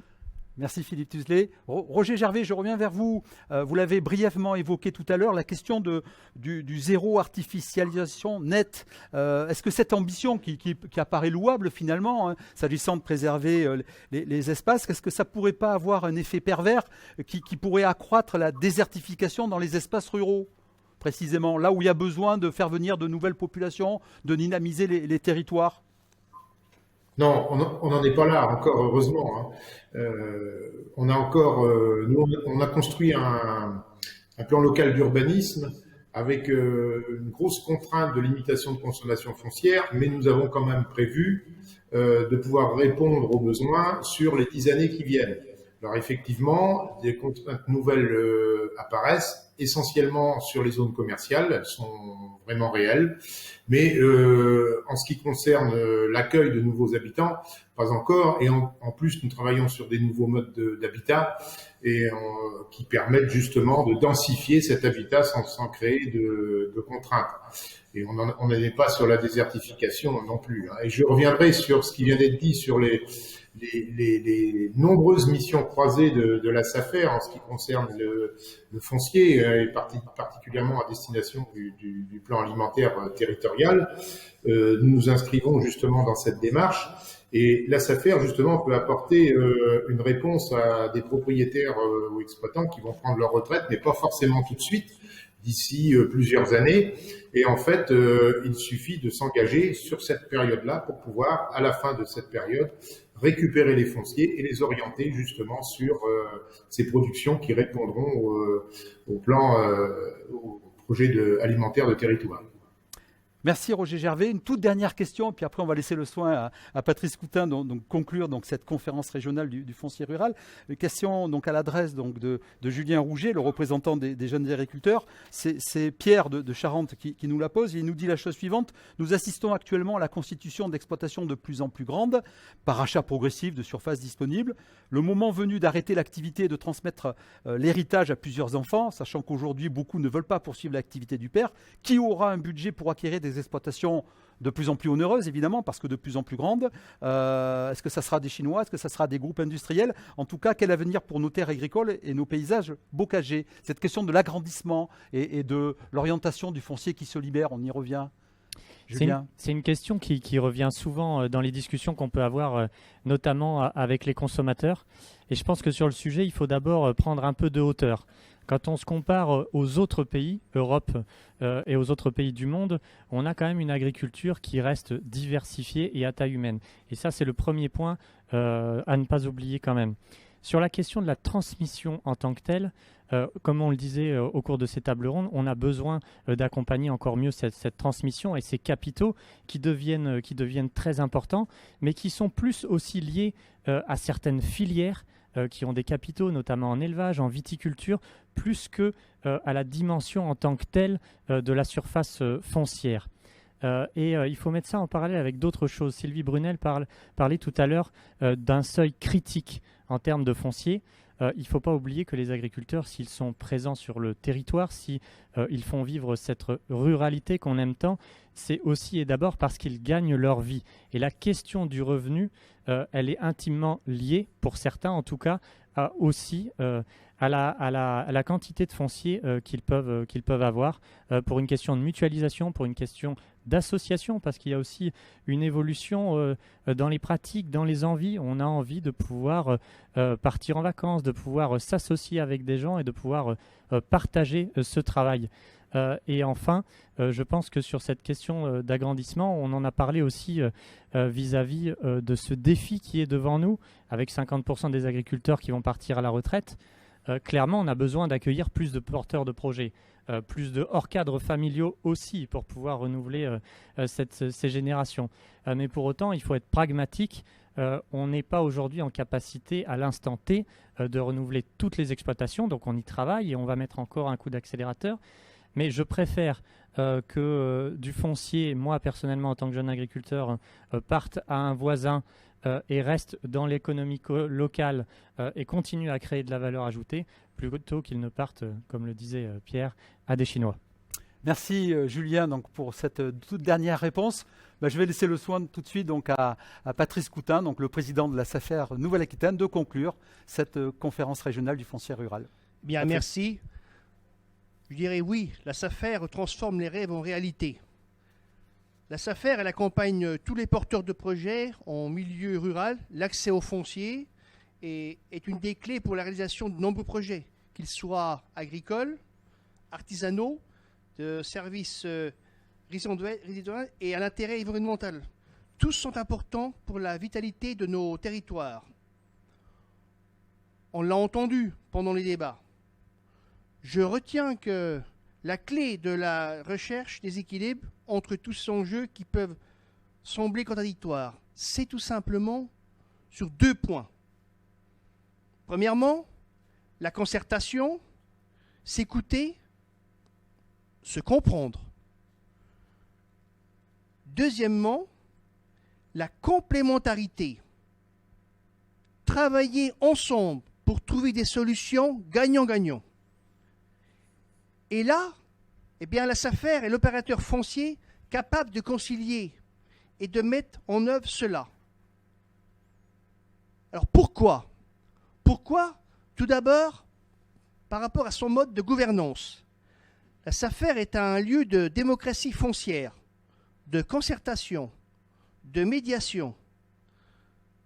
Ces instances de consultation, les comités techniques départementaux et de décision, le conseil d'administration, réunissent chaque mois en proximité au plus près des territoires. Ils réunissent l'ensemble des acteurs du monde rural, les organisations professionnelles agricoles, les collectivités locales, les associations environnementales et l'administration. En fin de compte, c'est un véritable parlement du foncier. Ces acteurs se rencontrent, ils débattent, ils décident ensemble de l'orientation des terres agricoles pour l'intérêt général. Et le plus souvent, bien dans le consensus et à l'unanimité. Par ces missions, ensuite, la SAFER, qui sont au nombre de 4, confiées par les législateurs. Dynamiser l'agriculture, donc installer les jeunes, restructurer, accompagner le développement local, protéger l'environnement et les ressources naturelles, et bien sûr, assurer la transparence du marché foncier. Par rapport à ces 4 missions, eh bien, elles imposent tout simplement à la SAFER de chercher à chaque fois des solutions gagnantes-gagnantes dans le maintien des équilibres. Chacun des débats écoutés ce soir l'a montré. Concilier les enjeux et travailler ensemble pour trouver des solutions complémentaires n'est pas un vœu pieux. C'est même une réalité, d'ores et déjà mise en application par de nombreux acteurs dans nos territoires. Comme le dit l'adage, seul on va plus vite, mais ensemble on va plus loin pour un avenir harmonieux et équilibré de nos territoires ruraux. Je tiens encore une fois, bien sûr, à remercier l'ensemble des intervenants, ainsi que Sylvie Brunel, qui est venue apporter à chaque fois son point de vue éclairé de géographe. Car vous le savez, car si l'action est au plus près du terrain, elle est nécessaire, elle est parfois pertinente de prendre de la hauteur et de comprendre, je dirais mieux, les enjeux qui sont à l'échelle régionale, nationale, mais aussi voire européenne. Je vous invite à retrouver l'ensemble des débats en replay sur notre site internet saferena.fr, mais j'ai pas fini. J'ai beaucoup parlé de territoire et de proximité. Je vous informe qu'après cette vision régionale du sujet, nous souhaitons maintenant décliner les réflexions et les échanges en proximité dans les départements de la Nouvelle-Aquitaine. Nous organiserons entre septembre et novembre prochain des conférences, nous l'espérons, j'y crois, en présentiel dans chaque département, bien sûr sur le même sujet, la terre pourquoi, avec les acteurs locaux, et en mettant, disons, à chaque fois en lumière des exemples et des expériences qui ont réussi à concilier tous les enjeux en complémentarité et en concertation avec l'ensemble des acteurs du monde rural. Évidemment, j'espère vous y retrouver bientôt. Vous souhaitons une bonne fin de journée. portez-vous bien et surtout prenez bien soin de vous. Merci.